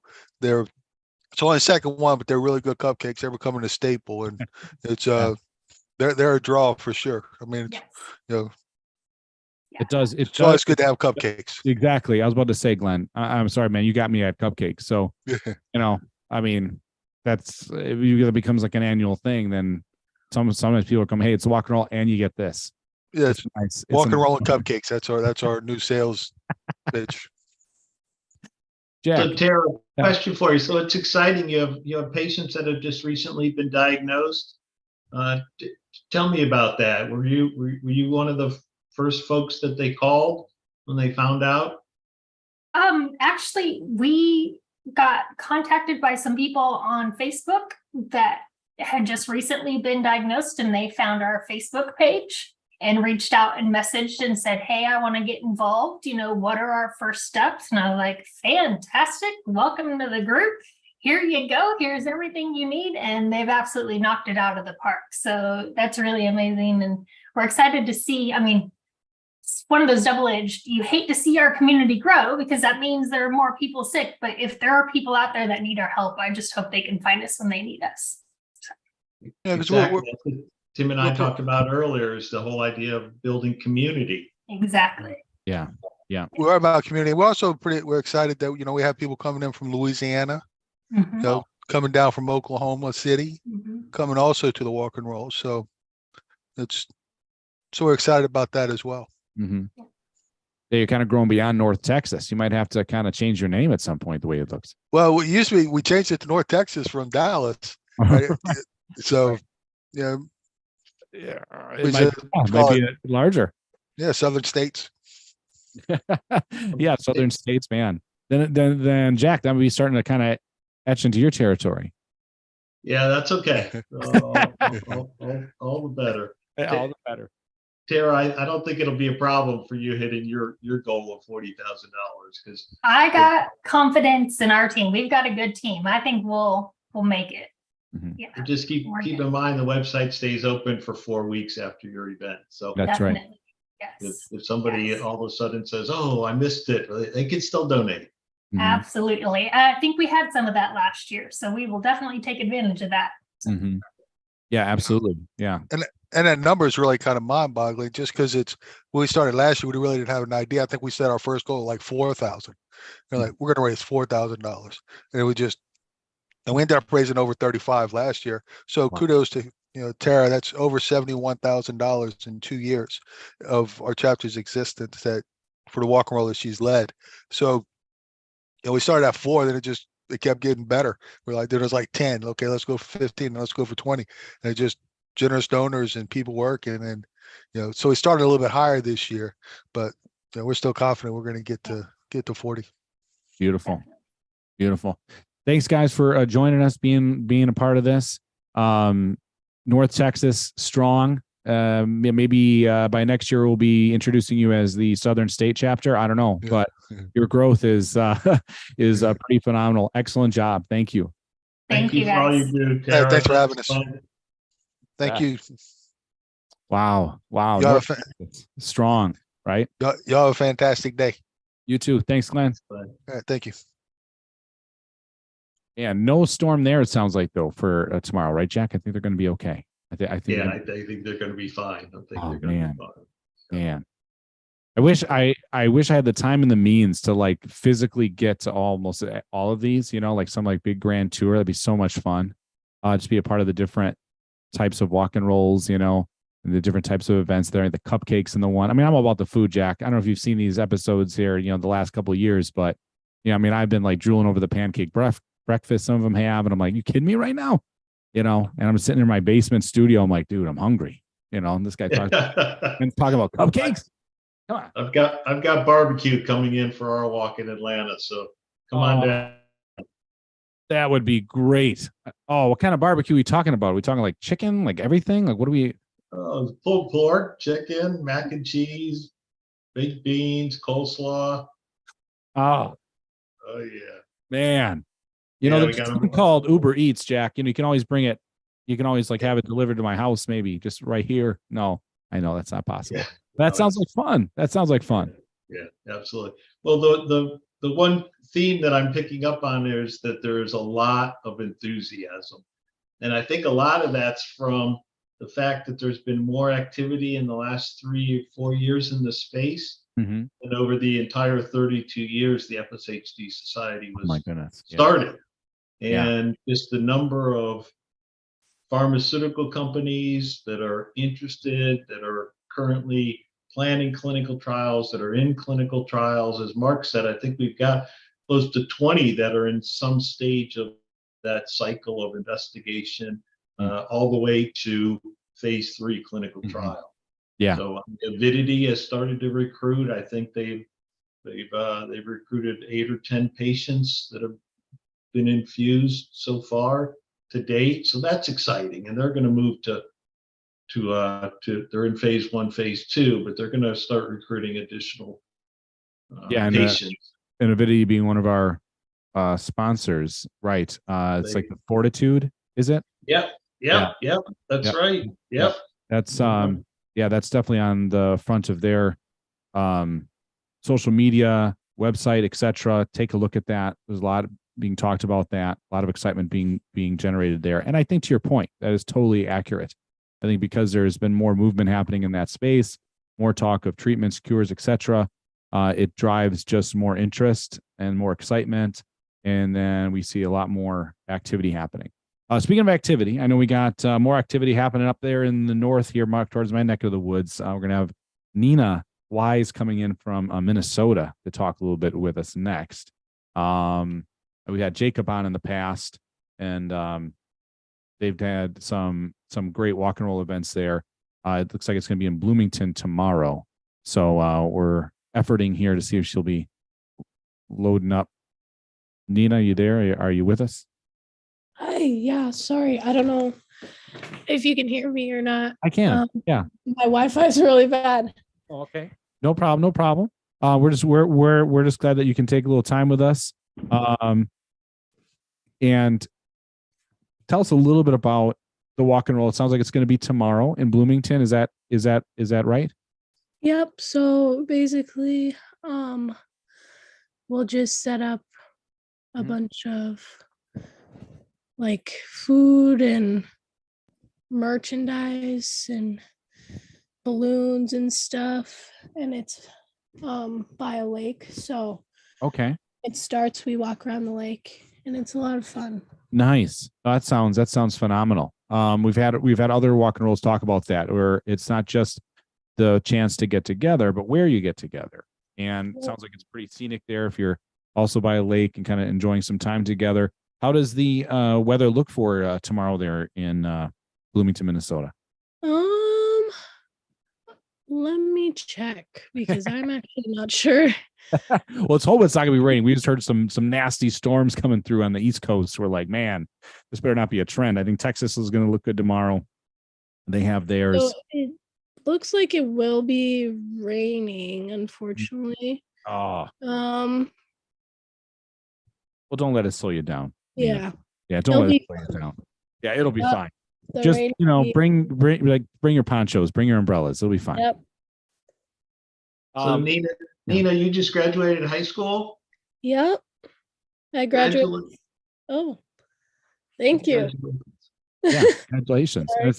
And on that front, but just graduating high school, I have a note here saying that you wrote an article in the Advocate about your dad and FSHD and so forth. Yeah. So actually I wrote an essay for my creative writing class last year. Mhm. And it was about a moment that impacted like your life. Mhm. So I wrote about my dad and his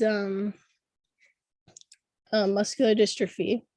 And yeah, I decided to put it in the article because it really moved, my dad and family. And he sent it in to some of the people there and they really liked it. So Yeah, and the fact that takes a lot of courage, to kind of write about something like that and to you kind of put yourself out there a little bit and like talk about what that meant to you and what was the article's context, for those that maybe haven't read it yet. Was it about that impact? Here it is. Jack's holding it up right now for us.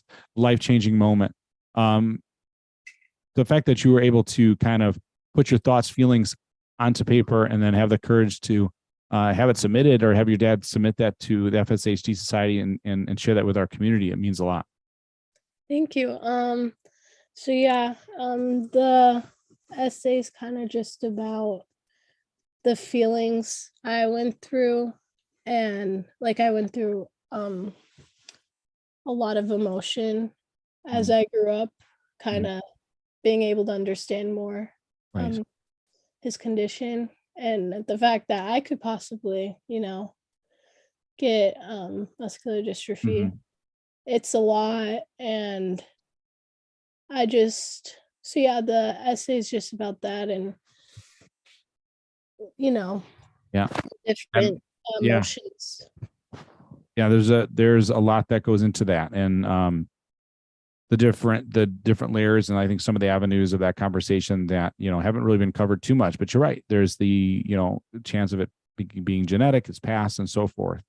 But sounds like then you put the energy into the article, but then you also put the energy into helping out with this walk and roll event that's happening tomorrow there in your area. And how much money has the walk and roll so far raised? Do you know in Minnesota?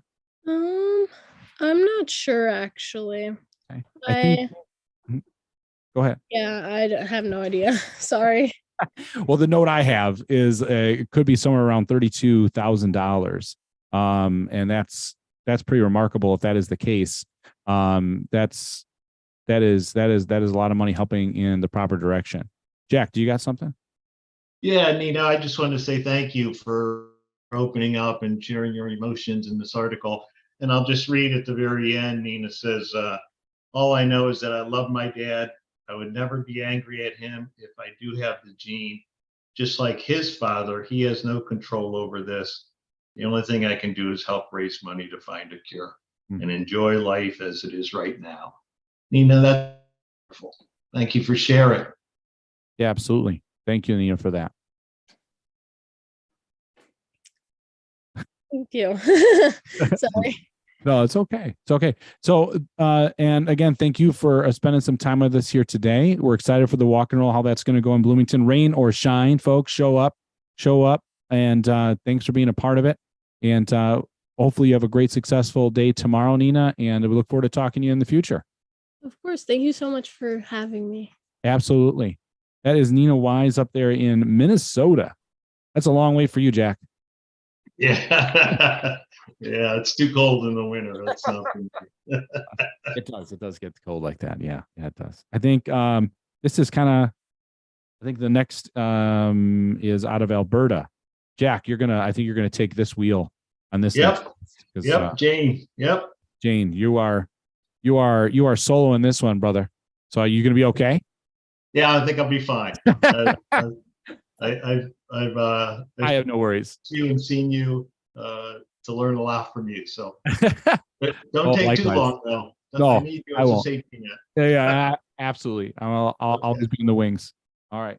Yeah. Absolutely. Yeah. So go ahead, Aaron. If Jane's in, Jack is ready. Here you go.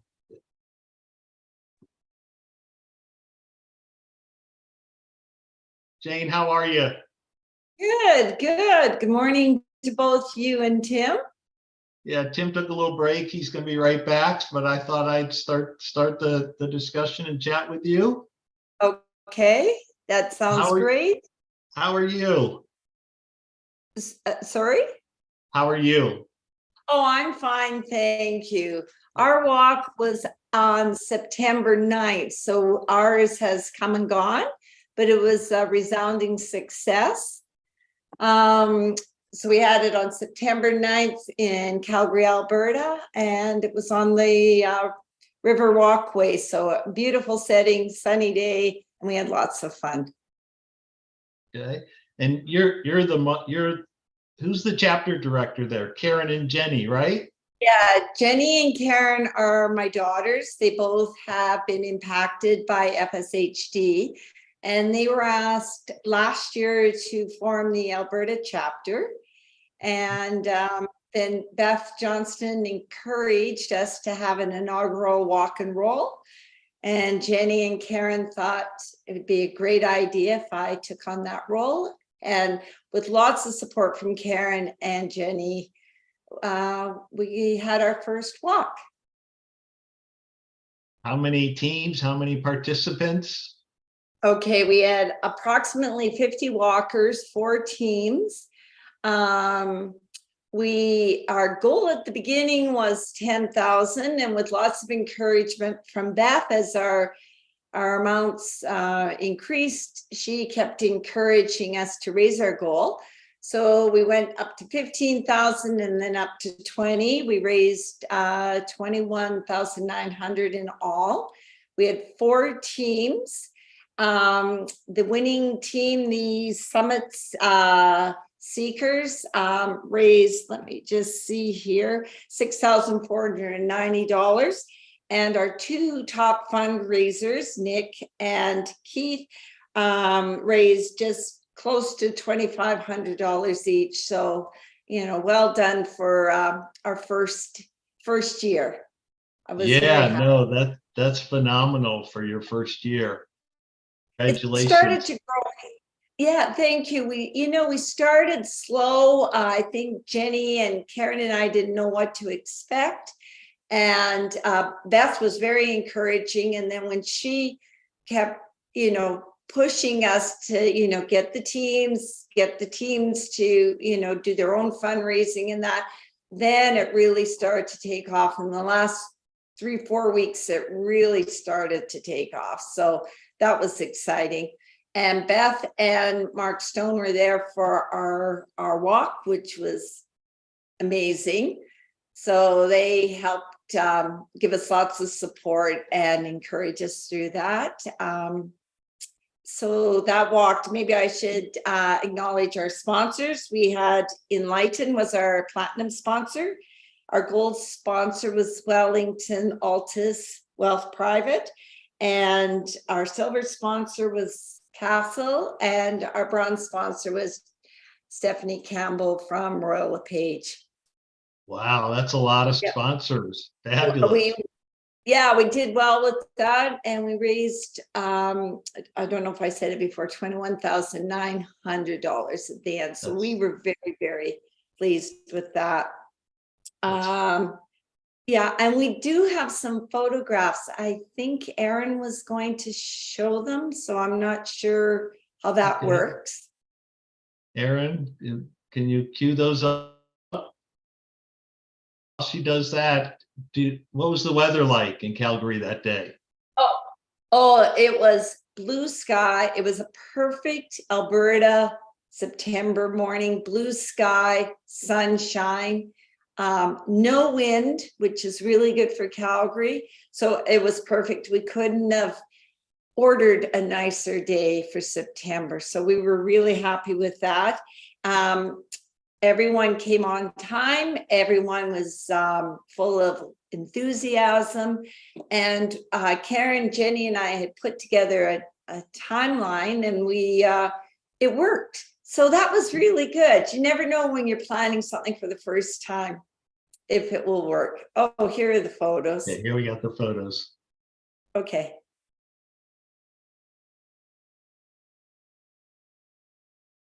You want to narrate any of these, Jane? Okay. Oh, okay. This is, I didn't know if you would still hear me. Yes. So this is just everyone walking. This is just at the midway point of the walk. That was registration. And that was Paul. And he gave a very heartfelt presentation with lots of humor in it. And there's the three of us, my daughters and myself. So again, there we are again. Great. Yeah, see that sky? That's Alberta blue sky. Beautiful. Yeah, so it was gorgeous. That's Neil Camarta. He's the co-founder of the Canadian Foundation. And Nick Chernachan, my son-in-law, who was our MC and did an excellent job. And Neil again talking. And Nick drawing cards to those little ones. They were all around him when he was trying to talk, which was good. There's our start and finish. Again, more walkers. And there's the river, the Bow River that you can see in Calgary. Yeah. Beautiful. That's just us. Yeah. So that gives you a bit of a taste for it. Downtown Calgary. Wonderful. Well, the reason I ask about the weather is because my wife and I did the Canadian Rockies with the Rocky Mountaineers, started in Vancouver. So we were there the week earlier. So I knew you had some wildfire issues. Oh, huge wildfire in northern Alberta and in BC. Yeah, I mean, dangerously serious fires. They had to evacuate a lot of people from Kelowna and then up in northern Alberta. But anyway, that seems to have settled down. I know there's still the fires there, but it's much better now. That tour on the train is supposed to be spectacular. Oh, we had a great time. It was on my bucket list. We planned it a couple of years ago. We went with a couple of friends of ours that we've traveled with in the past. But that's a beautiful part of of Canada. I mean, we started in Vancouver, Lake Louise, Banff. Boy, I'm jealous. You got a beautiful country. Yeah, we're very proud of Canada. And we do have the lovely Rocky Mountains.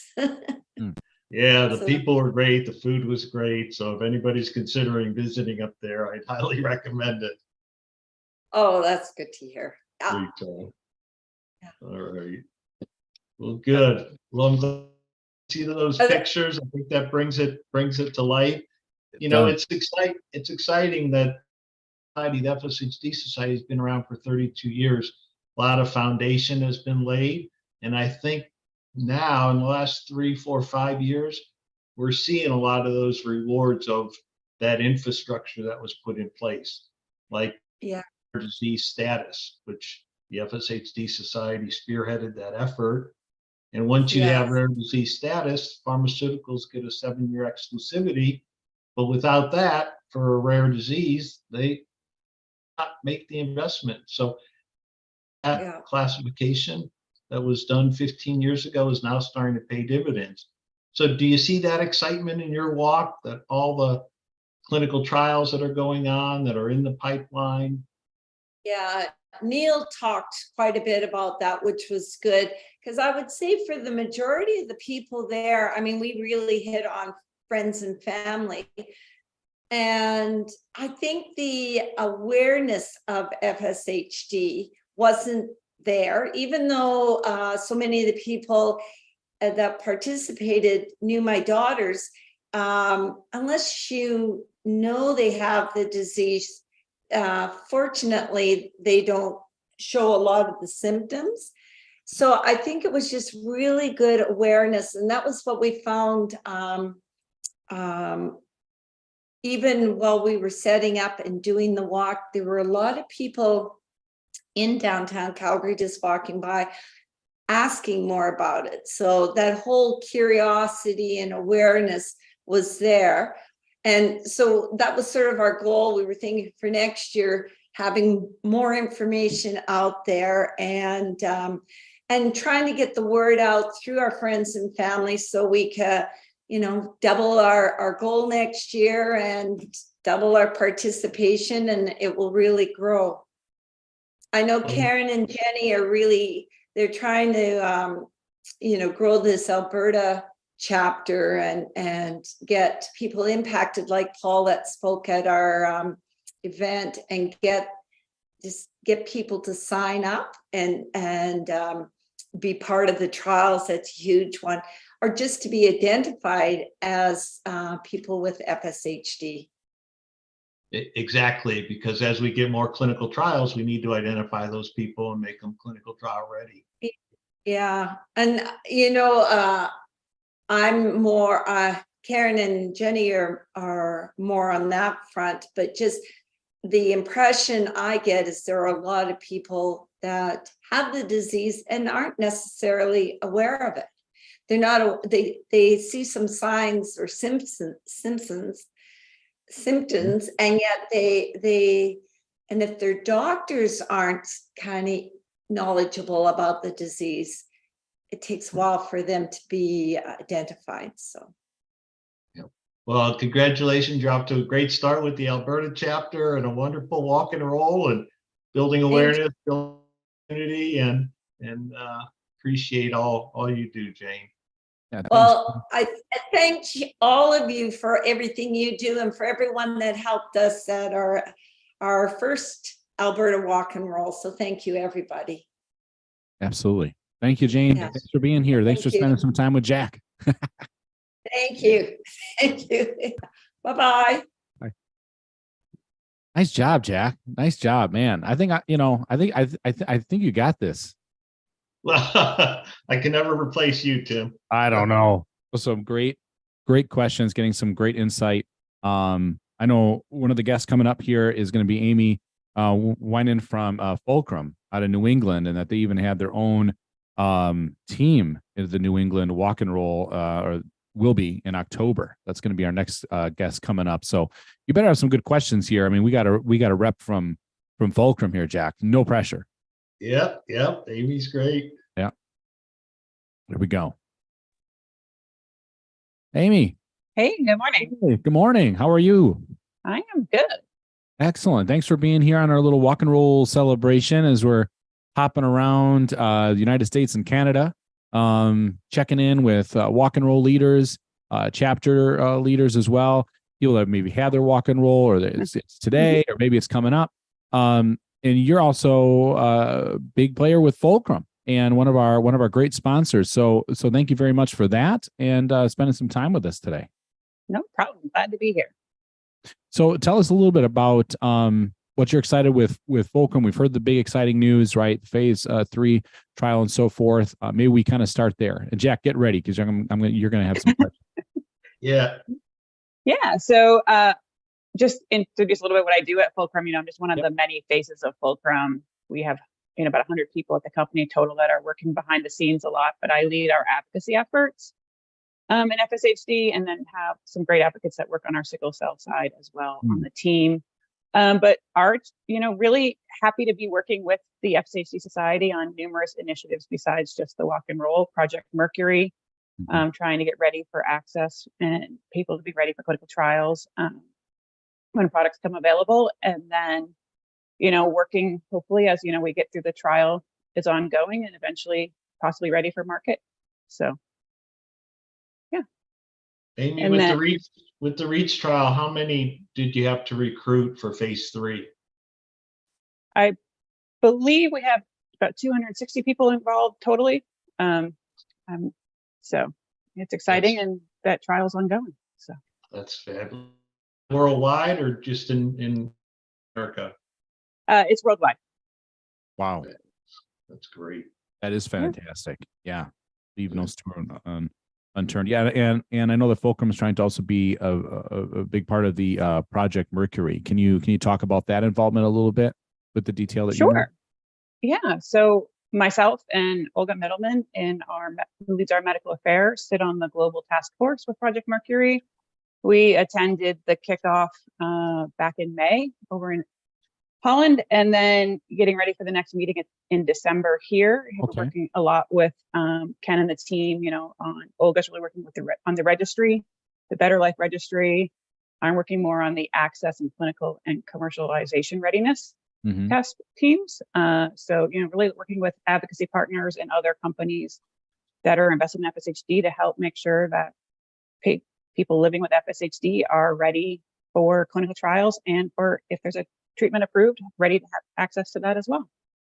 So this is kind of eliminating some barriers, right? That is the goal. The goal is to eliminate barriers. And as we all know in our own personal lives dealing with healthcare, there's lots of barriers, just getting to the pharmacy, getting to your doctor, being able to see your doctor, being able to pay for your medication, or even know where to find credible information in the Dr. Googles of the world. So. Yes, right, Doctor. Well, it's exciting to see that we're looking for, so that when there is a therapeutic approved, that we can make it accessible to patients and make it affordable.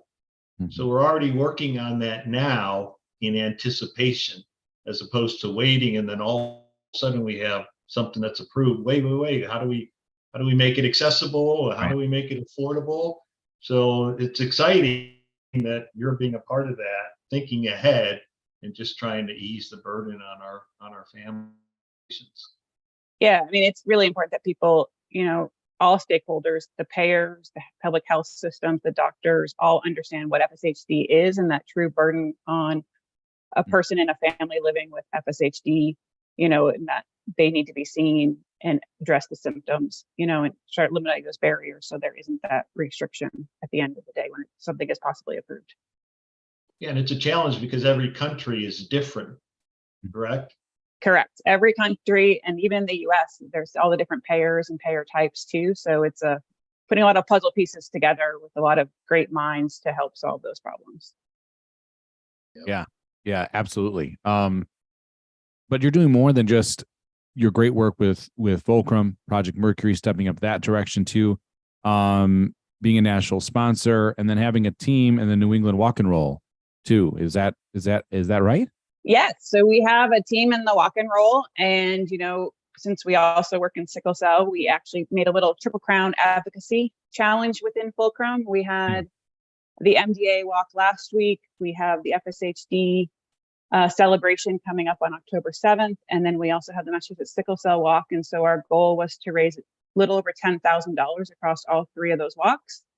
We are very close to that goal in a few more weeks. And then because the New England Walk and Roll is more of a celebration event, we are on October 5th at our company having a corporate walk. We're all going to gather and do about a 3-mile walk around our Cambridge campus area, and then come back for a social gathering and where people can learn more about what patient advocacy does and the other functions that are out there talking with the various stakeholders. So a little bit of learning, but also getting the company together to sponsor the walk. So yeah, it goes beyond that pharmaceutical type mentality, right? It's like you're also about the people, the advocacy. Yes. I mean, that is huge. It kind of motivates all those then at Fulcrum, I would imagine, when you have those kind of events of why they're working, not just what they're doing. Yeah, exactly. And I think, it brings that human touch to it. Help understand the challenges that these people living with FSHD or any of the disease areas that we work on, what their lives are like and how, while you might be working in a lab, you might not understand that, you're really focused, or on a clinical trial, you might see a section of it, or in finance. And this really kind of brings that human touch to it and gets that little more energies and being able to say, yes, this is why we're working on this. And this is why we're working so hard and willing to put in the extra hours and extra time as a company. Yeah. And thank you for being a part of all those events with the MDA, the FSHD, and you said sickle cell. That's also, going a different branch, right? You're saying not just your skills, but also your time and understanding where this is all going. It means a lot to me as someone that has FSHD that we have people that are working at Fulcrum or other places that aren't just about the science. They're about the people they're doing the science for. It means a lot. Means a lot. Jack, you got something? Oh, is Jack frozen? Jack might be frozen. Jack's a little frozen. All right. So with that walk and roll coming up, and then all these great things going on with Fulcrum, tell us a little bit about what you think then, the tail end here of this year looks like and the future into 2024 for Fulcrum from your view. It's really, the clock is ticking, as Mark Stone told us, the last patient's been enrolled. And so, there's clearer timelines, right? Have definite crystal ball here, but definitely, moving forward. So we have World Muscle is coming up soon, and some people from our medical affairs group is going to that. And then Olga, as part of her task force on Project Mercury, will be attending a Better Life meeting, focusing on what that registry could look like and that information there in October. And then really just making sure we're ready for 2024 as we start getting closer, but also attending some other conferences and events. And, we have a great ad board of people living with FSHD that we'll be talking to again later this year on specific topics to make sure that as we develop our plans and actions for 2024, we are ready to execute on this. Beautiful. Wow. That's exciting. Amy, being a board member of the FSHD Society, I just need to thank you so much. Fulcrum's been a partner for early on, well together, and we just appreciate you so much, including, you're a part of the community, sponsoring the Connect conference in Orlando a year and a half ago, which, it's coming up in next year in 2024. And love to have your participation there as well. We will. We were also fortunate enough to be in Milan, and we have the 2 remaining FSHD 360s that we're sponsoring as well in the Pacific Northwest and Ohio. So we will be at those as well. I knew there was more going on, Tim, that I forgot the rest of this year. So, but lots to do, but also really a pleasure to do it all and work with you guys. Thank you so much, Amy. Yeah, thanks, No Amy. problem. Thank you to Thank you. Fulcrum. Yeah, thank you very much.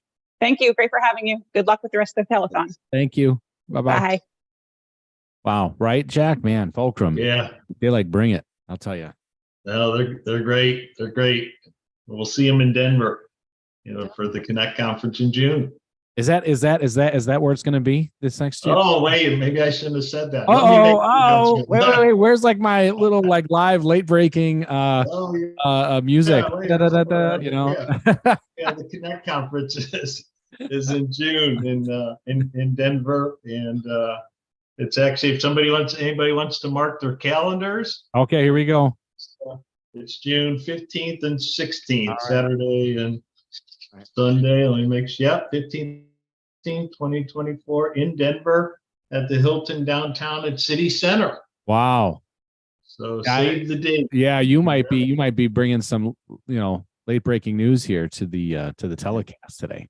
Man. Could be. I get in trouble with that. Yeah, your phone might be ringing. It might be Mark on there. Like, what are you doing? No, Yeah, it's fine.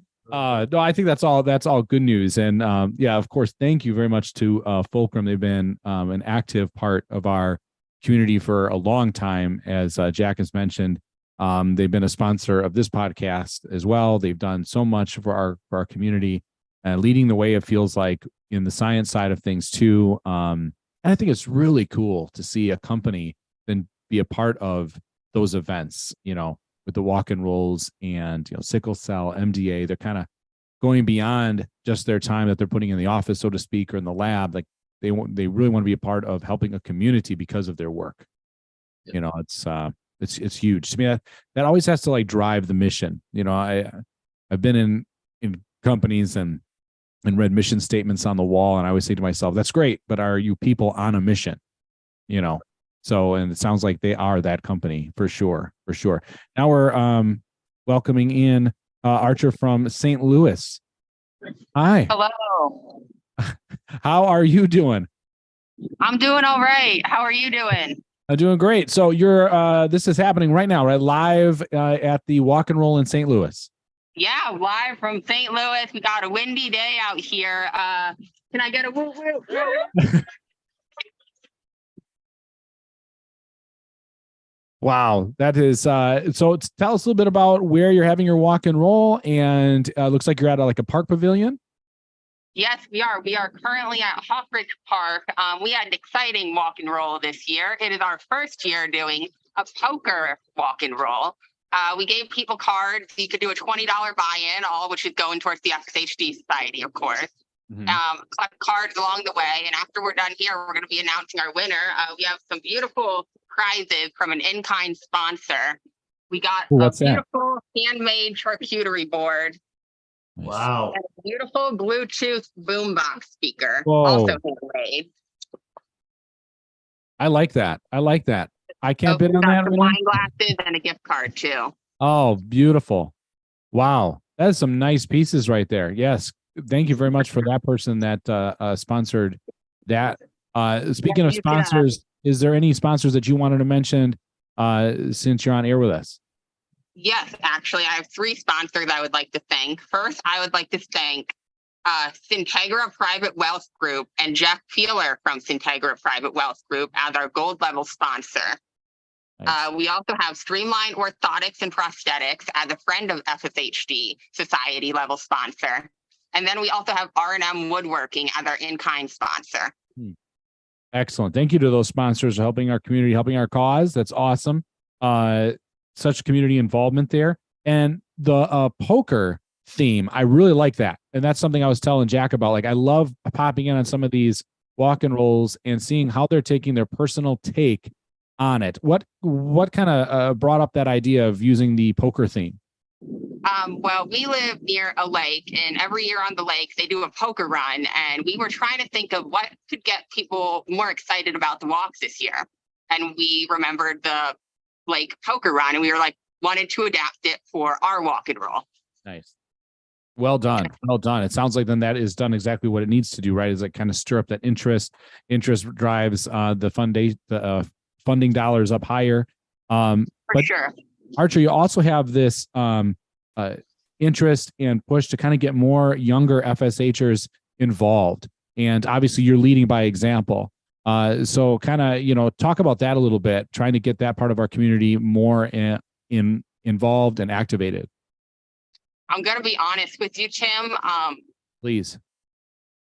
And this is just my perspective. I want to preface this with this is my perspective. It's not an easy task getting young people involved in the FSHD community. It's not impossible, but as young people, we are dealing with a lot of grief over the life that we aren't going to be able to live anymore because of our FSHD, and that can create a lot of denial. And I know for me personally, I was diagnosed at 10 years old. I'm turning 23 now, and it's only in the past couple of years where I really accepted my diagnosis. But that's not to say that we can't provide support for people and provide those resources that will show them that they are not alone. And we have more hope now than ever. And that's why these walk and rolls are so important, because it shows people that, hey, you have community. There is hope. There is going to be a cure one day, and your life isn't over. Mm-hmm. That is a great message. Jack, you got, I can tell you're shaking your head in positive acknowledgement of that fact. No, Archer, with you well said, Archer, and we understand that's one of the reasons we started this young professionals gathering place that we thought was going to be a challenge to get people to join. But but once we had a couple of meetings, it just took off. So you're right. We know it's challenging, and we sure appreciate you stepping up, being a volunteer leader. Now, I was in denial myself for 30 years, so I understand it. And just thank you so much for sharing with us, and then just doing something about it and becoming a volunteer leader. Mm-hmm. How is this walk compared to the couple of walks in the past that you've done? It feels like every year we just get bigger and better and more people. In fact, this year we raised the most money we've ever raised. We raised $21,000. Yay! Which is amazing. Can I get another? Yay! Wow. That's great, Archer. And you know what? There's a lot of hope. There's more activity in the last 3 years than we've seen in the last 30. So we're getting close. We're getting close, and the closer we get, the more we need to rally, and the more we need to continue coming together as a community and raising this money and raising awareness, for sure. Well said, Archer. Well said. Yeah, well said indeed. What's been the response since you've been trying to get more young people active? If it's with the walk and rolls or things, have you received any type of responses from that part of our community directly towards you, inspiring them to get active, and then maybe them reaching out of how they can do that? I think this is hard to answer because it really is such a personal journey. But I do think that I think as a chapter, it would be beneficial if we maybe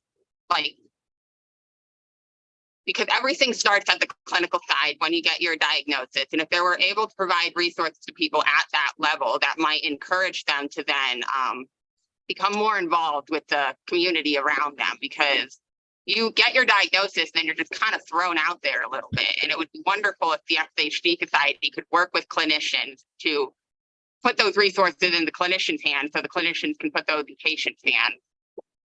Correct. I mean, yeah. Yeah. If you're just recently diagnosed, it is overwhelming, Archer. We understand that. I've talked to a lot of patients that were recently diagnosed 2 weeks ago, and it's overwhelming. And you get on the internet, and it's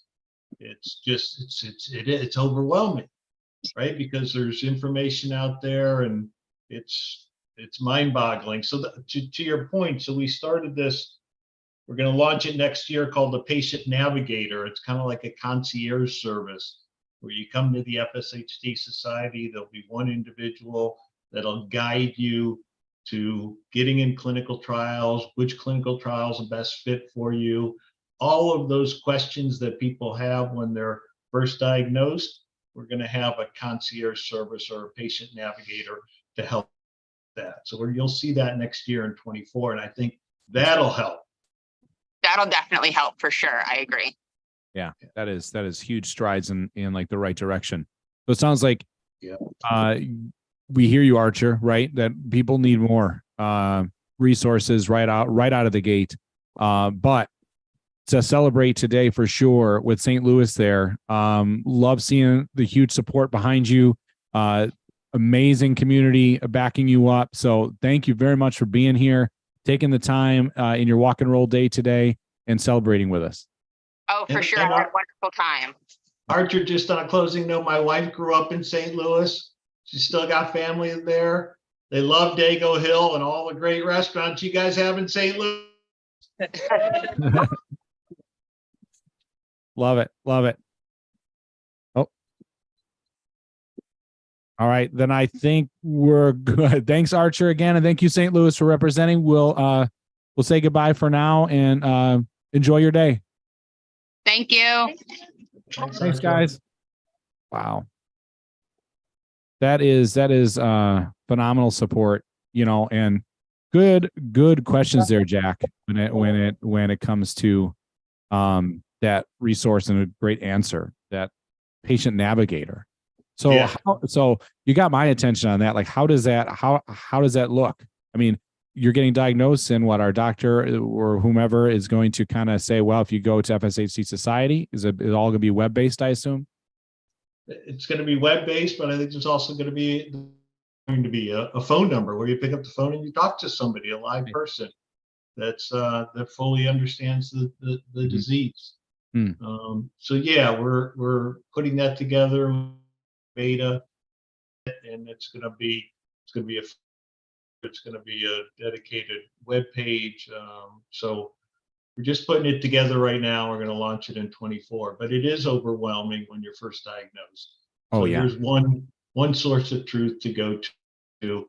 And if you're interested in getting in a clinical trial, if we have multiple clinical trials, you need to determine which one is for you and the time constraints and everything that's associated with being in a clinic.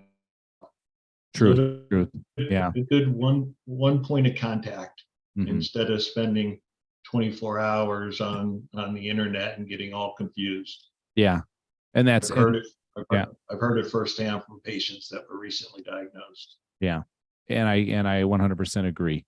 I mean, I wasn't even handed a pamphlet, 8 years ago. It's like, oh, you have this and there's no cure and there's no treatment, but it's life shortening. It's not life threatening. That's kind of what I was given. Like, what's the difference? So that's great. Okay. So yeah.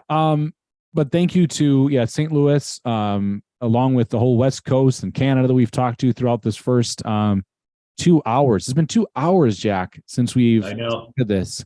And I kind of warned Aaron. I said it's going to be like the fastest 3 hours of your day.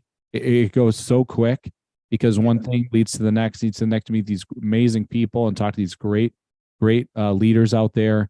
And it just rolls. We're walking rolls from one to the next. Would not be done though without Fulcrum, Avidity, Optum, the Live family for donating a $250,000 matching gift in this event. That is amazing. As to Jack's point earlier, that is firing things up. So yeah, roll that footage, Aaron. I think that's perfect timing. She's on it.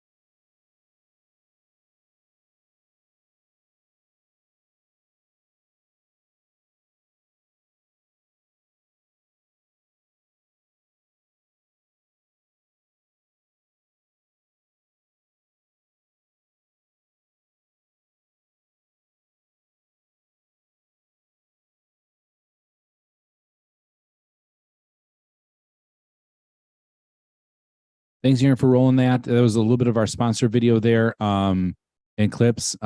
Amazing things happening in the FSHD Society when it comes to our sponsorships. That has probably grown a lot too, hasn't it, Jack, over those, many years FSHD Society has been around. But I mean, the walk and rolls, when they were pioneered, I can only imagine that probably didn't get a ton of traction right off the gate. And then we get the kind of action we've been getting on the research space. Do you think that makes it easier to kind of get those sponsorship participants? I think it does. I mean, the sponsorships from the pharmaceutical companies, but also some of the local sponsors.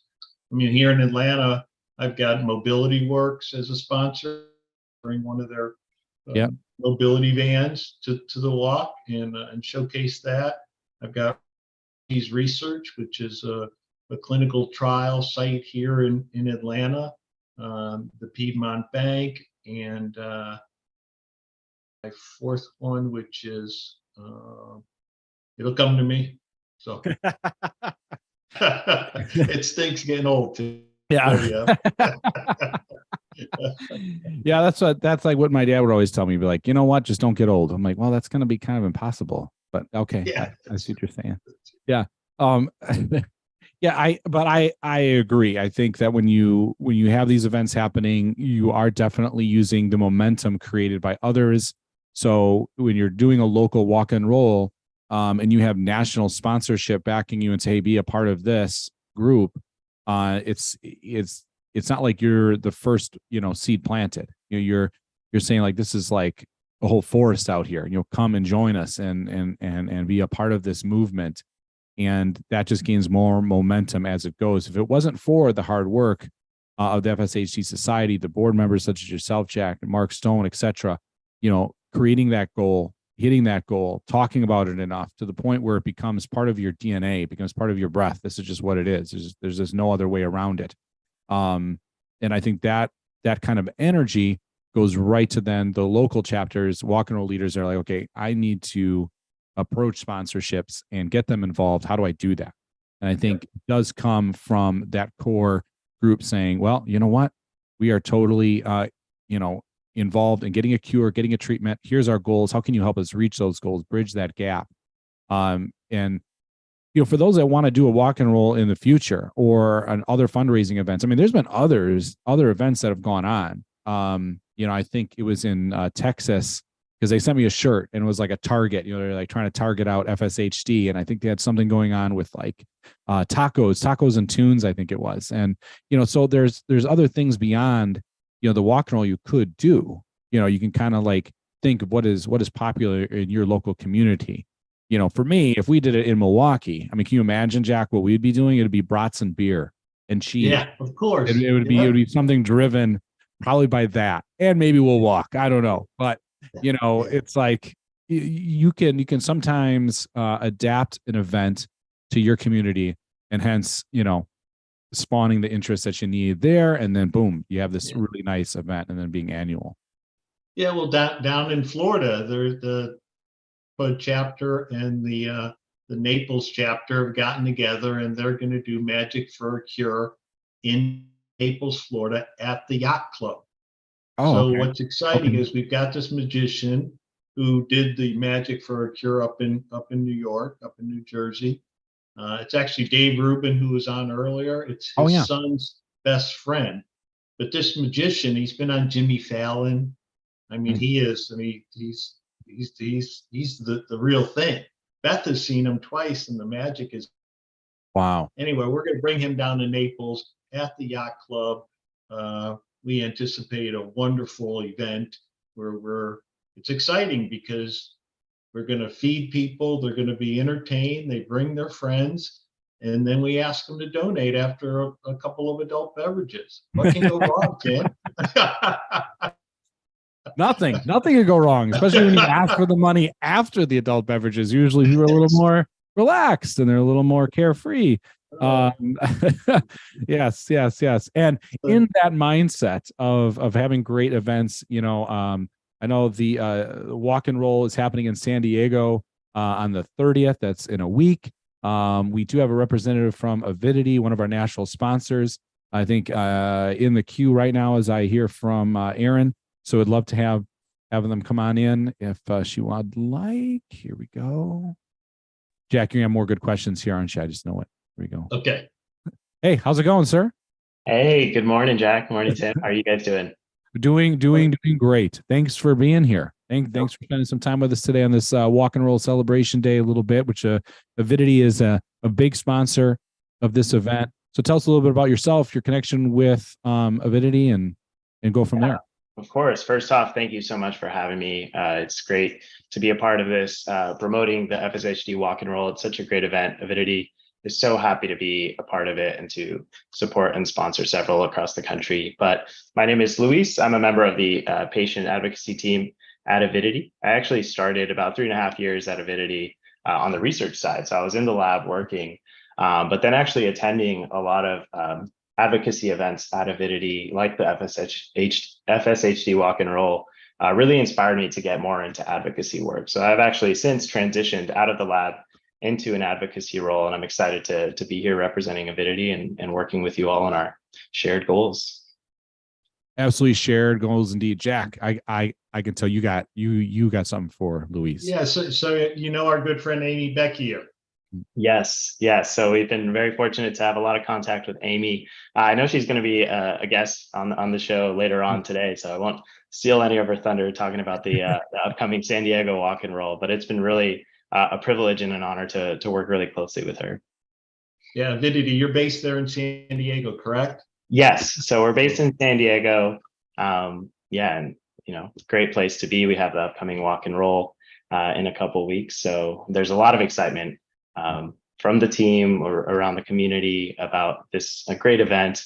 Avidity in terms of the Walk and Roll is really excited. We sent out the messaging that it's happening in San Diego on the 30th, and people were quick to sign up, start raising funds as part of the event. And we have about 40 team members who are, going to be there on Saturday. So everyone's really excited, just asking about ways to volunteer and get more involved. So there's a lot of enthusiasm, which is really great, and really, the norm for Avidity and all of our folks here. It's really something to see. That's awesome. 40 team members is just to add to that. So Amy commented on the company culture at Avidity, how unique it is, the fact that you have very little trouble recruiting because people buy into the mission. They want to be a part of the mission. Do you want to comment on that, Louise?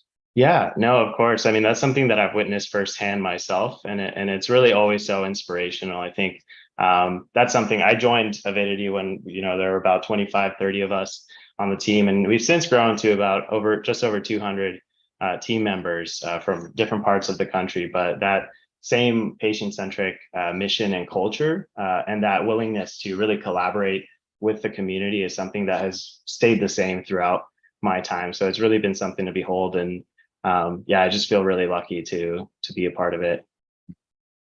Yeah, it's and then of course you being Vidi being a big sponsor of this event nationally, going beyond San Diego and that. But we've talked about other sponsors too, kind of doing what Avidity is doing as well. It's like you're not just sponsoring the event, you're being an active participant. A team of 40 is no joke. I mean, that definitely speaks to the culture, as Jack's point. It kind of goes back to the why you're doing it. So not just doing the work. It's like, who are you doing it for? And do you think that, it sounds like it's always been a mission of Avidity to have that in their culture. Is that accurate? That's really correct. And I credit Avidity, but especially the advocacy team that laid the foundation for all the work being done. Really made it a point to make sure that the community is represented in everything that we do, whether it's internal team meetings or making sure that everyone's aware of events going on where we can support the community organizations like the FSHD Society.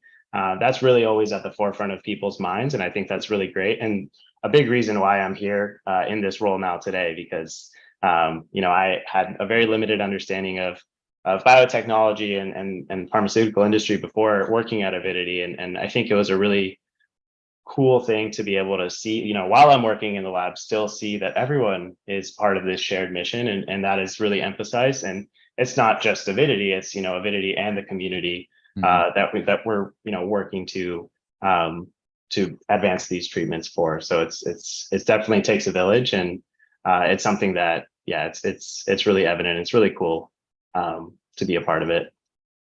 Well, as a board member, Louise, we just want to thank Avidity. You guys have been great to partner with. I know early on we got together when we were thinking about trying to tackle FSHD, and I think we've worked extremely well together. So testament to you and the Avidity team just for being great partners and working side by side with us for our patients and their families. Thank you, Jack. No, it's really a pleasure and an honor to be working with FSHD Society, and the work that you're all doing is so important. Being a part of Project Mercury as well, and making sure that once these treatments hopefully are approved, that everyone has as much access as possible. And so it's great, everything that you're doing, from getting people clinical trial ready to for those barriers that people may face beyond the short term is really important stuff, and we're really grateful to have the supportive partners like you as well. And so you started to recruit for Fortitude, correct? Yes. So Fortitude is actively recruiting and enrolling, and we're hoping to have preliminary set of data in the first half of 2024, but we're hoping to enroll about 72 participants around the country. And as more and more sites get activated and up and running, then we'll have information on that on our clinicaltrials.gov site, as well as our website. So it's a really exciting time, and we're happy to be we're all doing the work as quickly as we can and as effectively as we can to get these sites up and running. Yeah, we appreciate that. Phase 1/2 for a total of 70-80 patients total. Yeah, so we're expecting to enroll about 72 total, and it is a phase 1/2 study. That's great. That's exciting. We're getting patients clinical trial ready just because we want to make sure that we've got folks that are ready to be signed up when you're ready to sign them up. Yeah. Thank you so much. Yeah, and it's really evident. I know there's a lot of enthusiasm around this trial, and people are definitely in the know about what's going on, and I think that's a testament to all the work that you're doing to get the community clinical trial ready. So what's exciting is it's a completely different approach than the Fulcrum. So that's exciting, because we're trying to tackle this from multiple angles, because we don't know what's going to work, not going to work. Exactly. I apologize.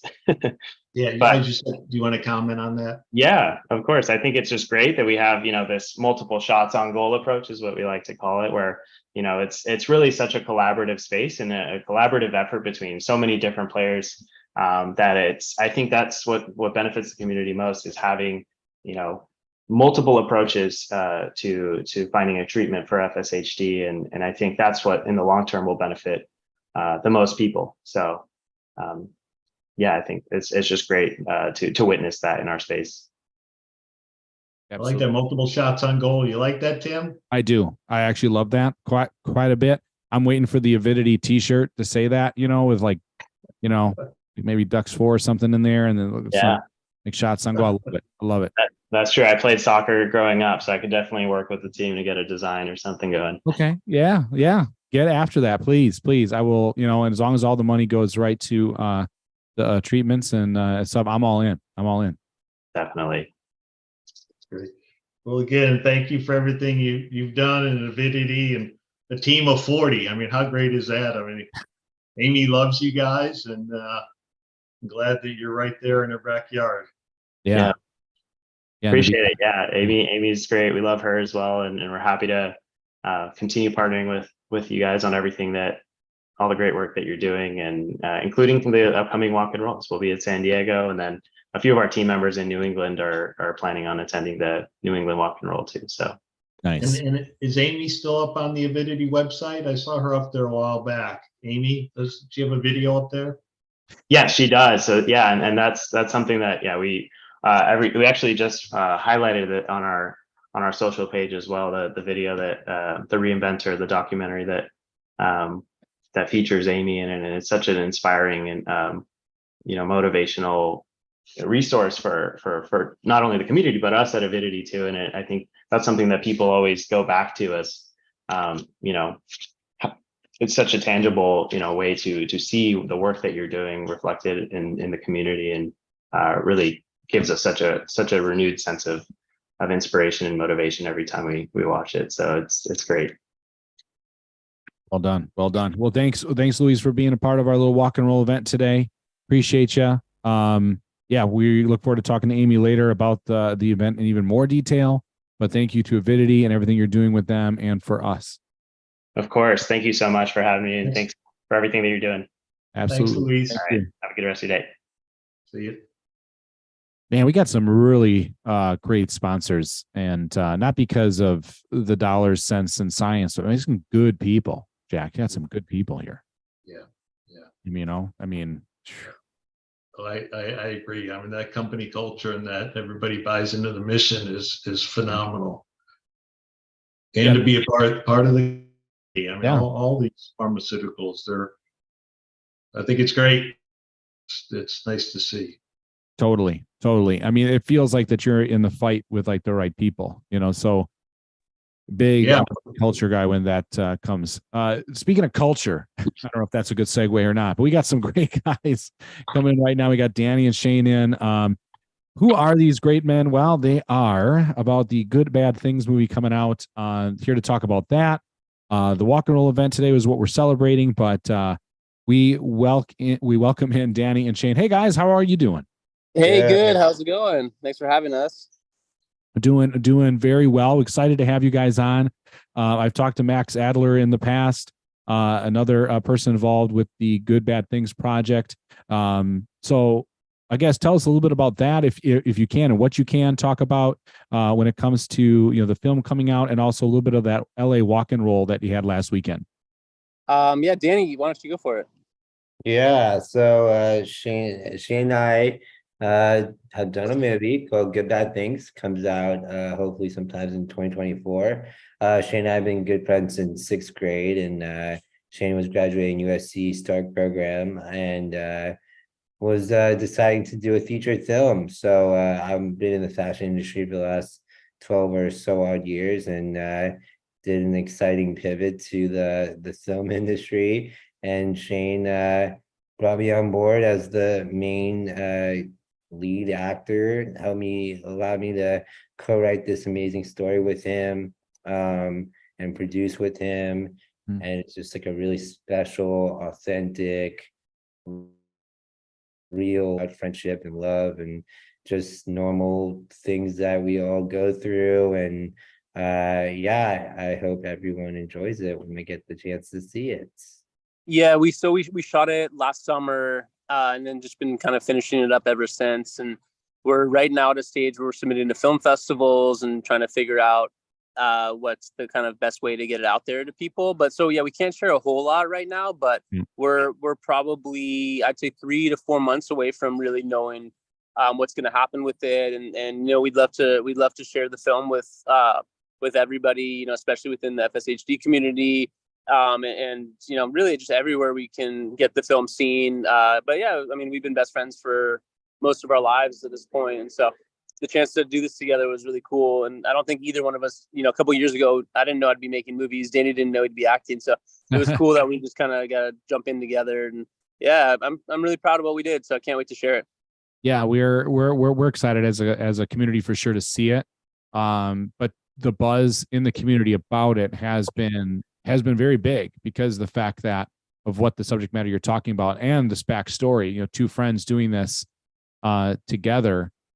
Can you comment at least on kind of where did that seed start, to do it? Yeah. Well, so I decided during COVID to go back to school. So I went to film school, and I think it was the first short film that I made. I had a bunch of different random ideas, and none of them were sticking. And then I think I was just talking to Danny about it.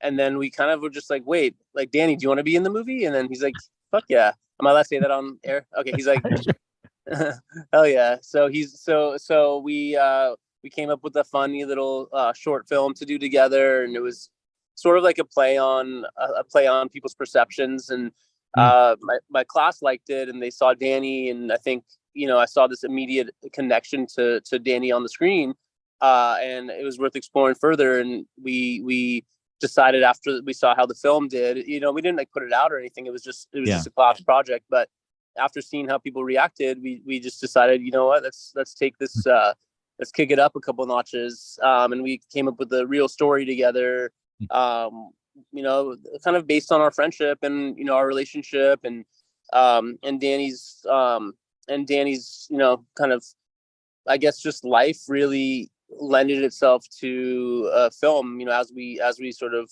you know, unpacked, you know, what we wanted the story to be about. And so it was kind of just, you know, total collaboration as we just kind of pulled from our lives together and turned it into a cute little story. Nice. Did you guys meet in grade school? Is that how you met? We met when we were little kids. Yeah, in 6th grade. 6th grade. Wow. In 6th grade at school. That's kind of cool. And how did you get funding for the movie? We spent all our money. You're looking at the funding, right? You're Right. looking at the funding, yes. Well, that's really man. That's putting. Wish us luck. Yeah. We are. Yeah, no. We We'll be are. rooting for you. How long do you think the movie's going to end up being? It's about 1:36. So the movie's finished. And so we're now kind of at that last stage, like where we can't really show it yet because the film festivals, a lot of the rules are they have to be either a world premiere if you're getting into some of the bigger festivals. And so right now we're sort of, you know, shooting for the stars. And then if we don't end up in one of those bigger festivals, we'll definitely be ready to show the movie within the next 6 months. So, but it's just over an hour and a half. Nice. Is it tough process to get into those film festivals? Is it? Yeah, I gotta believe it's extremely competitive. Yeah. So, some of them, I mean, it just kind of tears down. There's a few that are harder than others. It's kind of like anything where it's just, you know, there's a couple that everyone wants to be in, and then as you kind of fan out, there's a ton of different festivals though. I'm pretty sure we'll have a good time going through that process, but we'll kind of have a good idea. Yeah, we'll have a good idea in the next like 4 to 6 months. For sure, and we have like a very unique story, you know, the disability context of it, and the way Shane shot it, I think is quite unique and something that, you know, these festivals want to have a part of their festivals and include and show their audiences what we made. So yeah. So what was the jump like, Danny, from going from fashion to acting? Wow. Crazy enough, it was really smooth. You know, being in the brand manager, kind of art directing, you know, place in fashion, I'm very used to cameras and working and all that stuff. I've always been very comfortable in front of the camera, behind the camera. So it was more of an easier transition than I expected. The first couple weeks and days were very difficult just because of the scheduling. I wasn't quite used to. It's pretty exhausting, and it's a lot. You're talking 12-hour days, and weird lunch schedules, and the fact that I was literally in every single scene for my first time with like a pretty decent sized crew. Yeah, it was a lot getting used to, but I think by like second week, third week, I kind of got my bearings and was getting way more comfortable with the demand of what I need.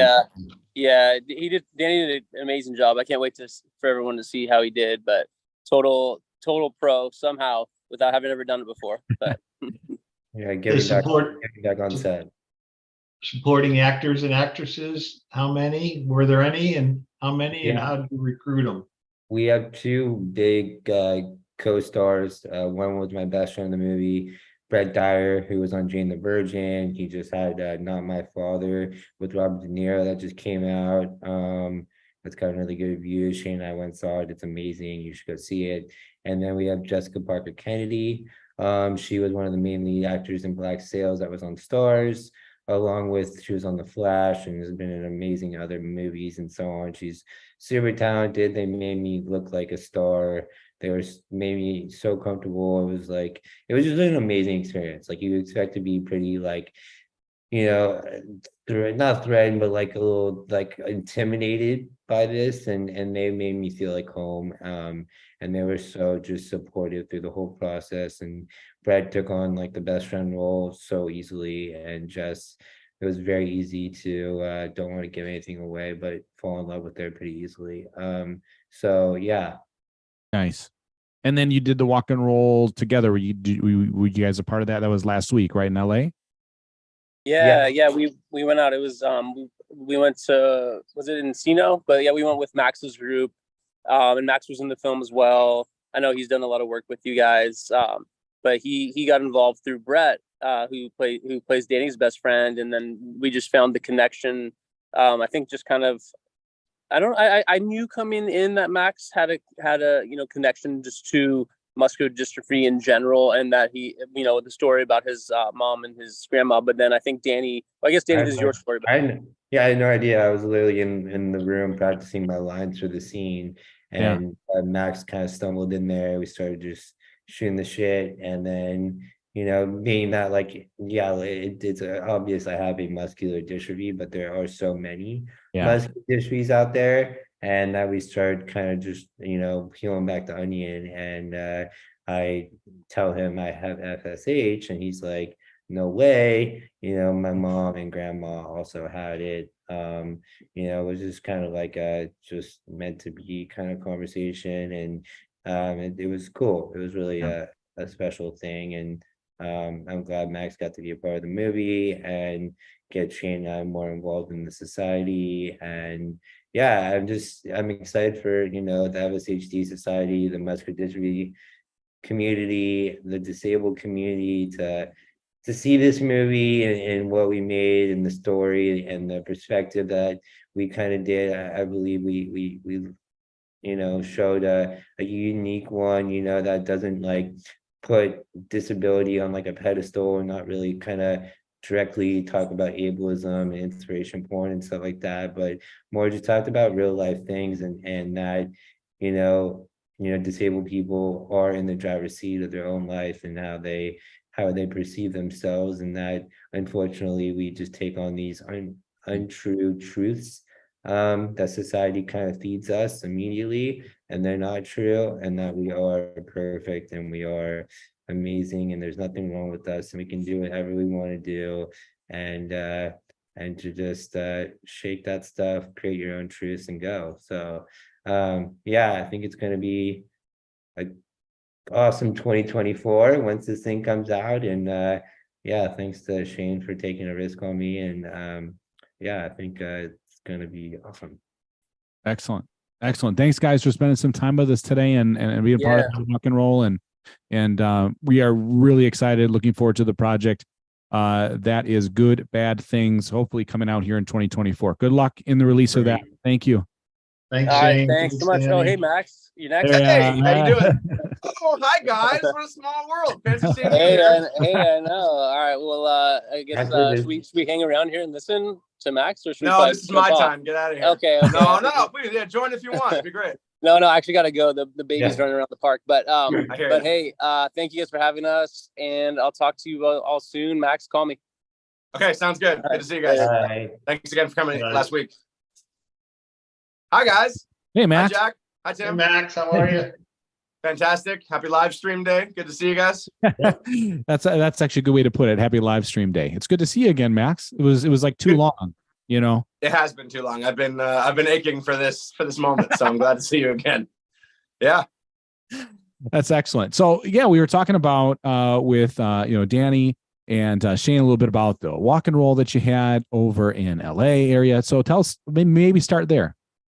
It was pretty amazing. There was a good group of us. It wasn't like gigantic, but it was like a nice intimate group of everyone that was like passionate and cared and had raised money and had a purpose to be there. Extra special for me personally, because actually today is the 20-year anniversary of my mom's passing. Oh. So like this whole month, I just kind of, think about her a lot. And so to be there, and it was like her old best friend, her brother, my wife and kid, my co-stars, directors. It was really amazing to kind of just be surrounded by just lots of love and passionate people. And I think the goal was 25,000. We beat that. We came a little bit above $27,000. So that's phenomenal. And I got to talk to Mark Stone, who just blew me away with his passion and his knowledge of everything going on, and his desire to find a treatment and find a cure, and he's the right guy for it. And it was just very, very meaningful day, and it was something I'll kind of cherish and remember for a while. But a massive success. Yeah, that is fitting then. Yeah, to be anniversary of your mom's passing, and to see that. We are getting closer. We're getting closer and closer to that cure. Jack has talked about it. Mark, who kind of launched this, it definitely fired us all up about where we are, where the goal was set, how close are we to that goal. That it seems like the mark will be hit with those treatments coming in. We're talking 2024. How does that make you feel, Max, knowing that you were in with this society very, very early on, and to I came on board probably like 2010, 2012, something. I mean, a decade ago, when it was like, maybe one day, there'll be some research or people will, pay attention, and maybe there'll be something we can do one day. And, in my head, I was like, oh, well, maybe, 40 years from now when I have a kid and he's grown up. And so to be here now where I'm already hearing about there's these pills that could stop the weakening of the muscles. There's maybe a shot, one shot, you're good to go, and the protein is turned off. I was like, we're that close. We're talking about that now, and like there's phase 3, there's clinical trials. Like, it's the fact that it's kind of in the ether and an actual possibility, in the next year or 2 or 3 is amazing. And to be kind of, not that I have anything to do with the medicine or the research, but just to be a part of this society, this organization, these people, and feel like I have some kind of small piece of that is incredible and amazing, and I hope it changes millions of lives. And in a way, it's kind of my personal torch to carry to honor my grandma and my mom, and say I couldn't have changed their life. I didn't make an impact in their life while they were here, but to kind of make an impact across the world, if no one else has to deal with that and be impacted by that, and make changes to their house and car, wheelchair, scooters, and doorways and all the inconveniences that come along with it, then what a dream come true. So to the fact that we're close is very exciting. Well, Max, I think your mom and your grandmother would be very proud. So my mom had FSHD. She passed away 3 years ago. So I feel for you. Yeah, I'm sorry, Jack. A little bit about your mom and what type of person she was. That's very, very sweet. She was a fighter. She was a New Yorker. She was an aspiring dancer, an artist. And early on, she had Hodgkin's lymphoma, which kind of ended her dancing career. And then, the muscular dystrophy happened. And so she was teaching art at the elementary school I went to and my brother went to. And then she was no longer able to kind of stand and move, and, started kind of leaning on the art tables a lot more, and kind of, having a tough time driving and getting around. And so, to watch a very, very strong woman and, a fighter and an ambitious person, in a way kind of be taken down by this disease, and be just so frustrated that it's like, your mind wants to do something, but your body doesn't allow you to do it. Is very, very hard to see. It's like your body kind of betraying your mind. And so it was just it was tough. Obviously nobody wants to get it. She handled it the best she could, and perished. And so it sucks. I'm sorry about your mom as well. But I guess it just kind of instilled in me the will to kind of fight, keep the fight going, for her. Yeah. Yeah, my mom was the same. Boy, she was a pistol and she was a fighter. But your comment earlier, Max, about helping, you can't help your mom or your grandmother, but you can help the community. If you think about it, it's 800 to 1 million people worldwide affected by this disease. And then you do the ripple effect when there is a cure, because it affects their families.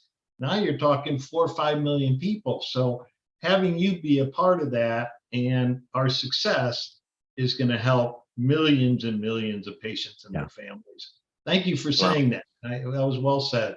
Amen. Thank you, Jack. And also, and a big thing too, beyond just the scientific, cures, treatments, medication, I feel like it's kind of the mental fight of it too. Meaning like, when my grandma and my mom had it, we were in Arizona, and it was like no one else I saw, looked like them, was dealing with the same thing, have the same kind of facial drop. No one knew what it was. It's this very kind of off the radar disease.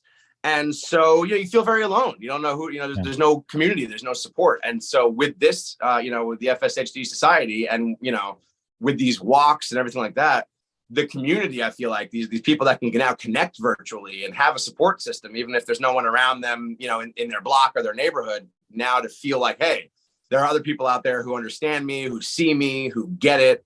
That's also half the battle. It's that kind of mental willpower to know that you belong to this community and there's support worldwide, which is a game changer that wasn't around, in 2004 when my mom was kind of dealing with it. So that's also a big impact. And back then, I mean, we had some patients commit suicide because they didn't feel like there was hope or there wasn't a community way back when. So there's value here. Absolutely. We're providing hope and a support system and a community, because we sure don't need any more suicides. No. Yeah, no, it's all good things. There's nothing bad that can come out of anything we're doing. So it's pretty incredible, organization and group of people to be aligned with. And then for you to be in a project with the film, Good Bad Things, with Danny. Yeah. He talked about the story when you first both started talking about FSHD and then that connection. Did you ever think that there'd be a film that you'd be in that starred someone with FSHD? Started this? No, it's amazing. Actually, it was like a thing where like the one of the co-stars in the film, this guy Brett Dyer is a friend of mine, and we had worked together. And Brett just called me and was like, I saw something online, like you're working with like this muscular dystrophy, like FSH thing, and I was like, yeah, like I'm very passionate about it. And he was like, well, it's crazy because he's like, yeah, I'm in this movie, and the co-writer and the lead has muscular dystrophy, and it's it's not just about that, but it's about him. Yeah. It's a love story and it's coming of age, but like he has it, and it's a part of his story. And so to meet with him and meet with the director and be to mix kind of my two ambitions, which is this making a difference, and then film, and have the worlds kind of merge and have so many people on the set be passionate about it, was incredible. And then my first conversation with Danny, I didn't know what form he had. I knew he had muscular dystrophy. So I was like, oh yeah, my mom and grandma have this form. It's something called like, FSA, fascioscapulohumeral. I don't know. He's like, that's what I have. That's what my brother has. I was like, what? Wow. Is this meant to be? Like, I know you, I understand you. And then he opened up, even more, because he was like, oh, no, you get me and you've been through it. And so it was this instant click and instant chemistry, because how often, does that happen where, it's almost like we felt like we know each other our whole lives, right, in that first conversation. And it's just like this unwavering, support that'll last the rest of our lives now. And I can't wait for this to come out and hopefully help this entire community and have millions of people that, feel like they haven't been seen, be represented, and, exposed to the people that may not know about it or what it does to people or what it looks like on somebody. So it's just incredible and amazing that I'm a part of it. And I didn't watch, but I'm sure with Shane and Danny, you could see they're just good, passionate people that really, really want to make a difference and make an impact. So absolutely. Yeah. Very positive. Yeah. Yeah. Good things to come in 2024. Thanks for doing this. And good bad things. And good bad things for 2024. Yeah, I was hoping maybe you'd kind of, I was kind of a softball for you. You laid that out. Yeah, that's okay, good. Very Pippen Jordan 1-2 punch. Thank you for that. Yeah. And I do know there's rumblings with Shane too. Like once we have the official trailer or some kind of a screener, that we definitely want to hope, we can wrangle you guys into helping promote and maybe give the community like a first look or launch it on the website or something that kind of involves the community and the organization. So that would be really exciting too. That'd be amazing. We'll do all of that and then some. Absolutely. Thank you, Jack. Thank you. Yeah. Well, thanks, Max, for being here today. I'm sure we'll see you in 2024 when that gets released. So we're excited. Well, I hope so. I'm excited. Wish you guys the best. Thank you for everything you're doing, and talk to you guys soon. Sounds good. Thank you, Max. All right. Bye, guys. Take care. That is Max Adler helping us out always. The comparable. Max Adler. Great energy. I know. I'll see you guys. Do I hit leave or you hit? You end me? I think you can maybe you got to end yourself. I don't know. Okay, great. Aaron's I'll looking stick quietly on around. the back. All right, I'll see you guys. Bye. You can stay. Yeah. It is. It's always that awkward mode. You notice that, Jack? Have you noticed that within the screen? It's like, are you saying goodbye or am I saying goodbye? You know, it's almost like, when you first have that relationship with someone, you're like, no, you hang up. No, you hang up. And then you're going back. Remember those days maybe early on? Yeah. So Max Adler, his energy is unbelievable. It's always great to have him on. And ambassador. He makes coffee nervous, Tim. He does. He makes coffee nervous. No, I love the energy. It's great. And now we have Renee Beaker on. Hello. How are you doing? I'm well, thank you. How are you? I'm doing great. Good to see you again. Good to have some time to talk. It's good to see you too also. So we have Jack joining us as well throughout this event today. Hey, Renee. So Renee, you had the Pacific Northwest Walk and Roll. You were at that. Is that accurate?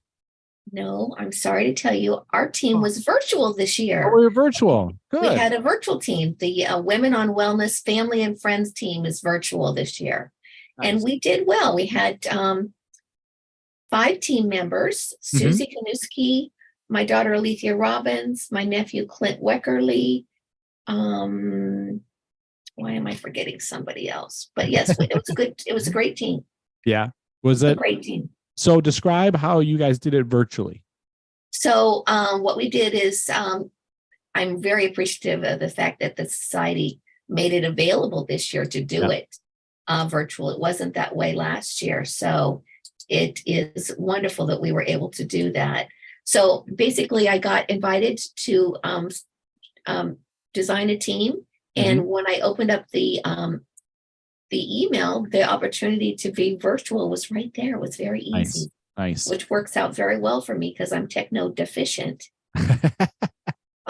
So yeah, it was wonderful. Oh, Michelle McKay. How can I forget Michelle McKay? She was our other member. So it was all over the United States. We had people from all over the United States join us. And that's exactly why I kind of asked you about that, because, I think there's some that feel, how do I get involved? I'm not going to go out there to walk and roll. I can't, or I don't want to. But you were like, yep, here's the other option. So yeah, thanks for kind of showing that like roadmap. Like it is possible.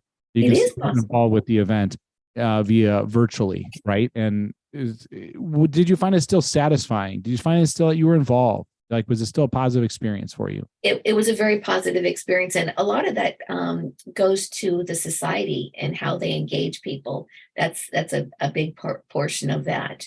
And I just want to give a plug to the Women on Wellness, the support group that we have specifically for women. And we really wanted to have a virtual team because we have everybody from all over the United States. Sometimes it's international as well with our members. So it's really very nice to have that opportunity to have a virtual team so people can feel like they're belonging to something.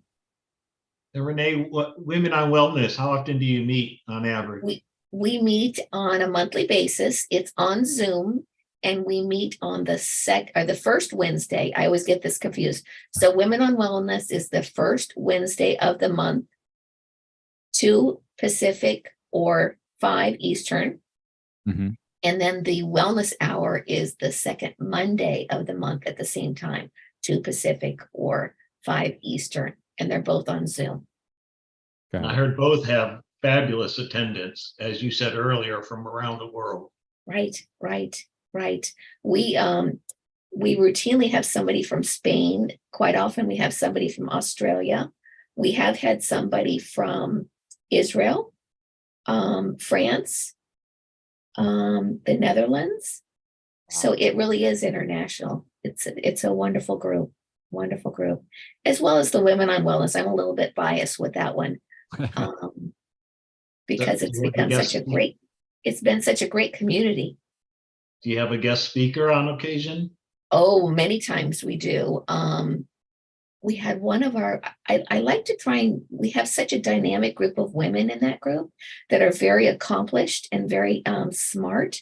So I like to use people within the group. So we did have one of our own members give a talk on the importance of having important documents, such as an advance directive, a living will, just to make sure that people are aware of what it does and what a gift it is to your family for you to have that paperwork for your family. Heaven forbid something should happen.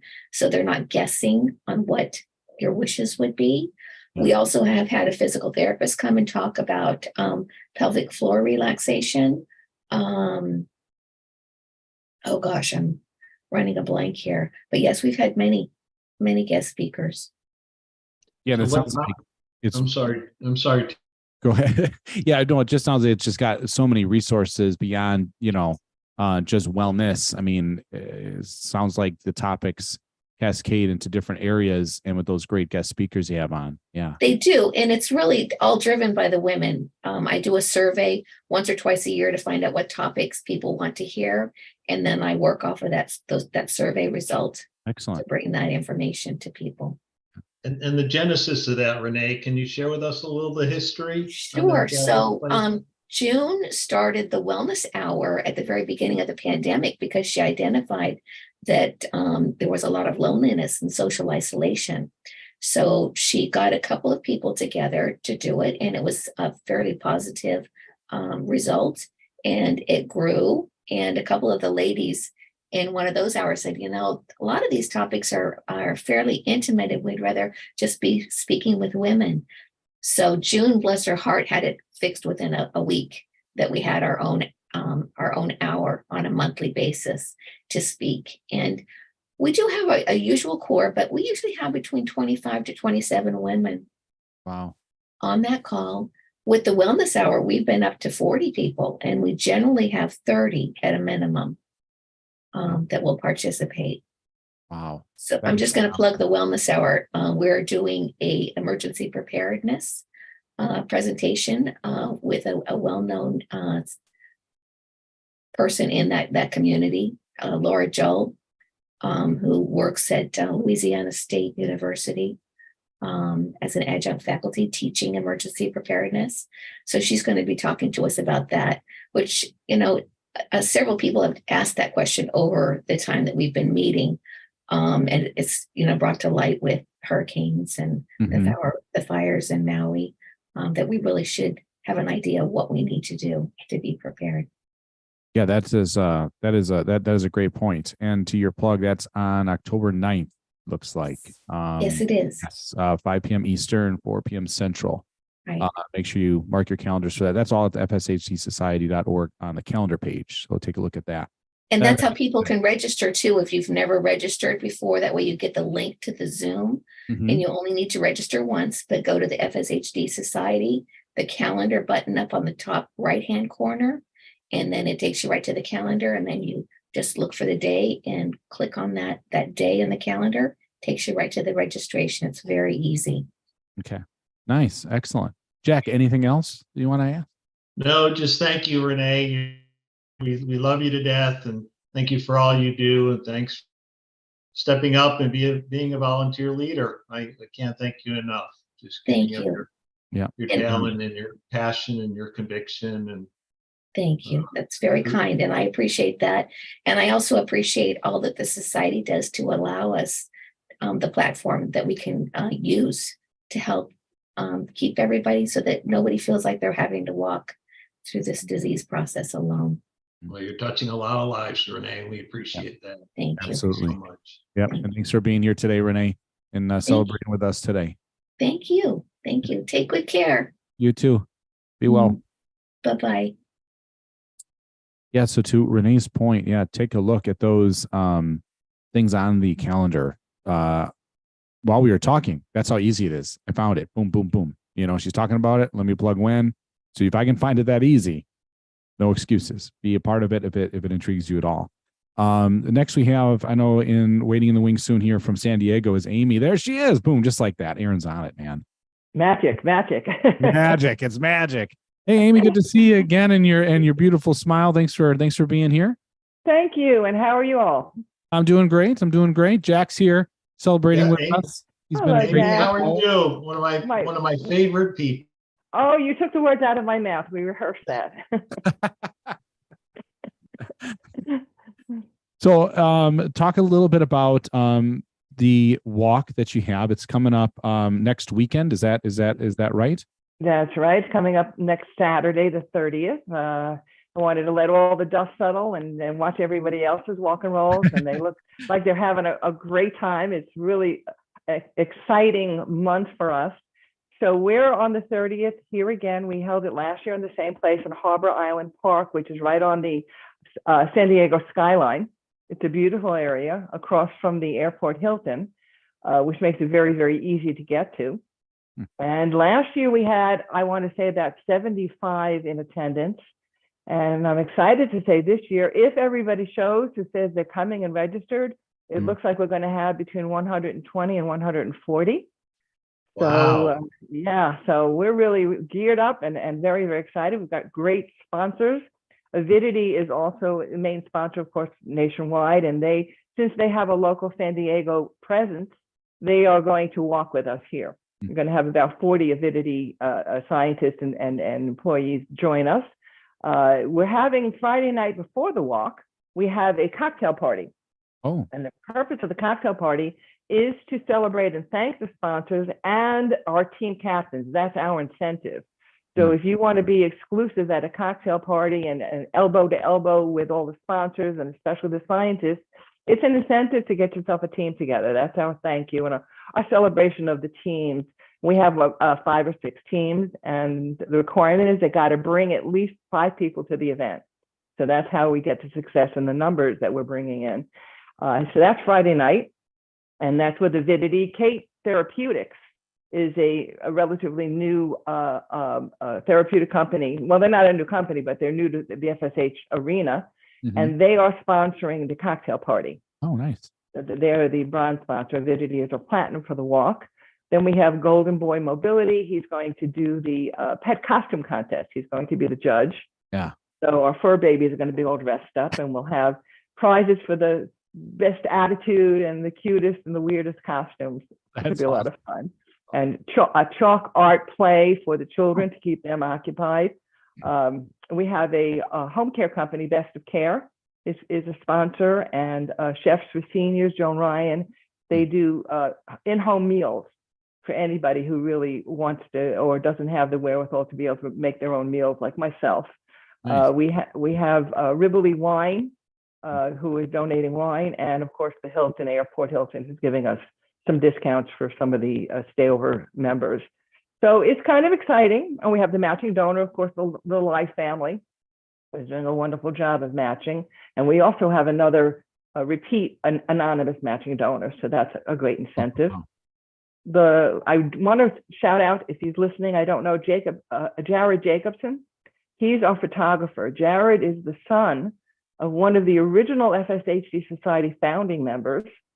Wow. His father was Dr. Stephen Jacobson. He's no longer with us, unfortunately, but Jared has remained active in our group. He's a wonderful photographer, and he is going to be our photog. He did the reinventor video of me living with FSHD, and has gotten it into about 14 film festivals it's been juried into and been shown around the world. So it's getting exposure. It is. That's and amazing. has it won any awards, Amy? It's won 4 awards. Wow. Even getting into the film festivals is an honor because you have to be nominated and juried in. So the hundreds and hundreds, and only in a particular category. This is in the short film festival category. Maybe 9 or 12 get to be viewed by the jury to award, and it's won 4 internationally. It won Best Short Documentary category in a film festival I can't pronounce in India. It won Best Film Festival in Singapore. And it won 2 others. I'm not sure. I think one was in LA maybe. So it's won a total of 4. And it's gotten into about 12. In fact, it's coming up in Mountain View, coming up in next month, I believe, here in California for another view. So it's getting mileage. Yeah, absolutely. That's good. That's good. Jack, you had something else? Sorry. Yeah, it's just all about raising awareness, right? Raising awareness, and you know what? Having fun doing it. Yeah. Yeah. How was that experience being a part of that project? Well, I have to thank Jared. It was wonderful because he was a wonderful director, and he made me very much at ease and was very obviously intimately familiar with the subject matter. So he knew the direction that he wanted it to go.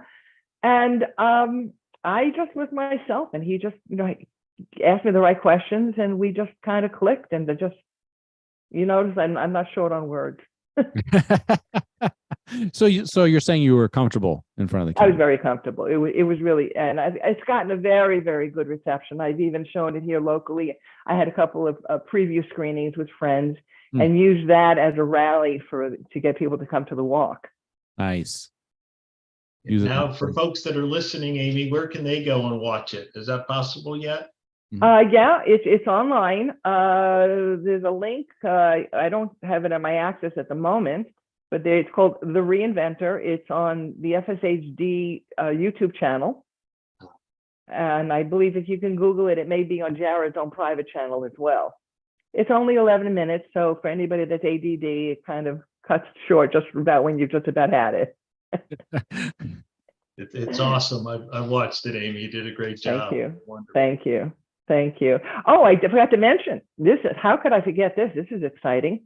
On Saturday, we're having a San Diego City Council member joining us for a proclamation to start the walk.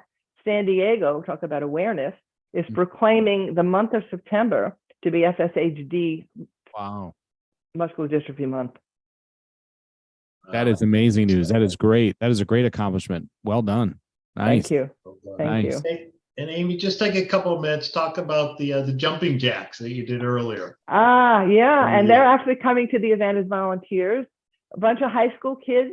Actually, one of them is the son of a scientist at Avidity who wanted to get involved after he saw his father's involvement and got together a group of friends and called themselves the Jumping Jacks. That's their team name. And we went throughout 3 Saturdays to Ralph's, which is a local grocery store. We got permission to be outdoors, and we had flyers, and we sold jumping jacks at 10 cents a jumping jack. Now, that doesn't sound like a lot of money, but when you give somebody $10 and they have to do 100 jumping jacks, people get a really big kick out of it. And we wound up in 3 Saturdays, 3 hours, so it's 9 total hours. They raised over $600. Wow. We're doing jumping jacks. In 10 cents a jumping jack. They were exhausted. But it was great. It was exercise for them, and people felt they were getting something out of it, seeing the kids be productive. So it really was a win-win. That's cool.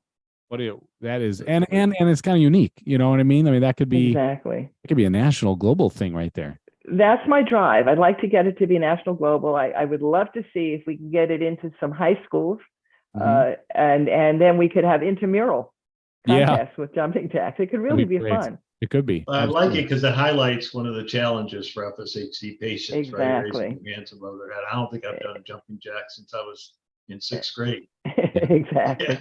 Hey, Jack, I like your curtain over there, the walk and roll t-shirt. Yeah. Thank you. Thank you. I appreciate that.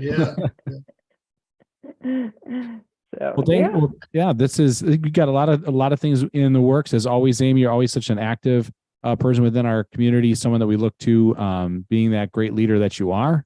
Thank for being here today, and have fun at the walk and roll. I'm really curious to see the pictures of the pet costume contest. So if there's any way you can share that. I certainly will. I'd love to see that. I certainly will. I'll put that on the Google Drive. How many pets do you think you'll have dress up, Amy? I don't know. I know there'll be more than last year, because last year was the first time we did it here in San Diego. So, but this year I know they're bringing more kids. We have at least 11 kids registered to come, youth. So based on that, I have to imagine we're going to have a lot more fur babies also. Awesome. That's a great idea. That is a great idea. Great. So good seeing you two guys. You too. Thank you, Amy. Thanks, Amy. Take care. Bye-bye. Bye-bye. Wow. Yeah, that is awesome. I'd love to see the fur baby thing. Absolutely. Oh yeah. Yes. She is so active, right, Jack? Oh my goodness. Oh yeah. We're so happy to have her as part of the community for so long. She's been active for years and years and years. Yeah. So, there is no quit with Amy. That is. Yeah. She's on the board as well. So that's always wonderful. Always good. So yeah, we want to have this time now to kind of thank the sponsors for sure. So go for it. Go for it, Aaron. Do your thing.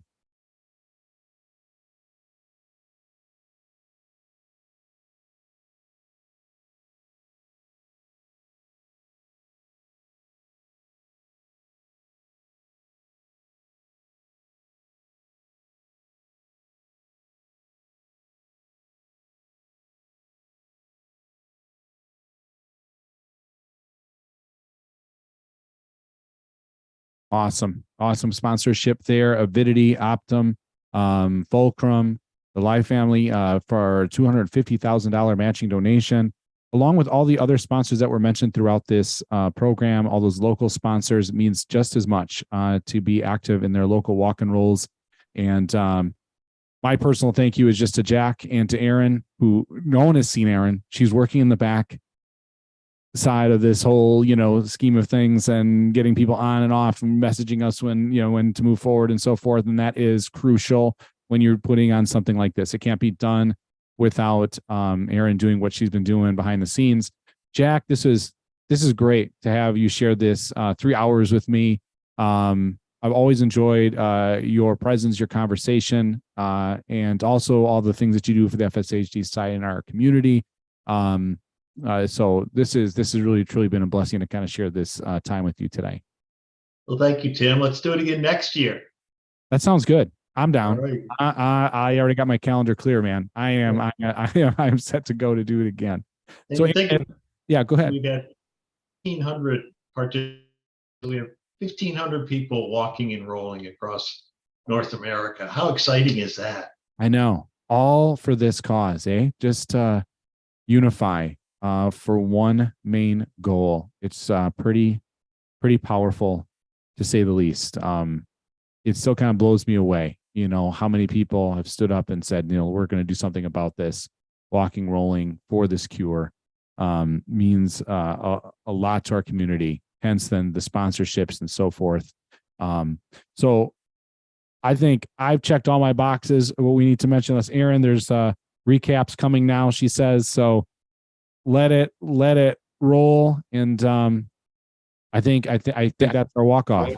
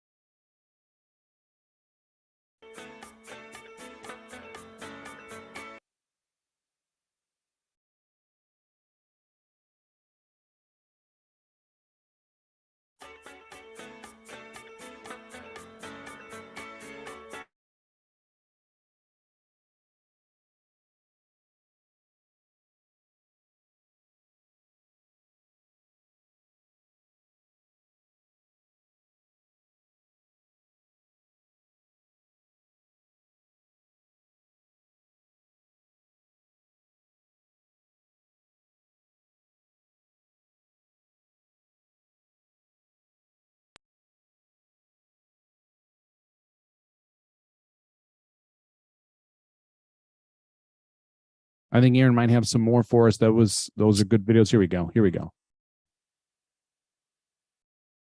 Do you ever get scared? Do you ever get sad? Do you forget the childhood dreams that you had? Hoped it'd be better, but things turned out bad and all went wrong. You don't have to climb mountains or walk on the moon to fill up your heart like a great big balloon. If you can't sleep at night, just remember this tune and sing along. La, la. Dream on, dream on. Even when you're afraid all your dreams may be gone, just dream on. Dream on. When the world says you're crazy, just tell them they're wrong and dream on. Dream on, dream on. Even when you're afraid all your dreams may be gone, just dream on. Dream on. When the world says you're crazy, just tell them they're wrong and dream on. Dream on, dream on, to infinity and far beyond. Maybe they'll take you fabulous places. Maybe you'll wake up right where you belong. Dream on, dream on. Even when you're afraid all your dreams may be gone, just dream on. Dream on. When the world says you're crazy, just tell them they're wrong.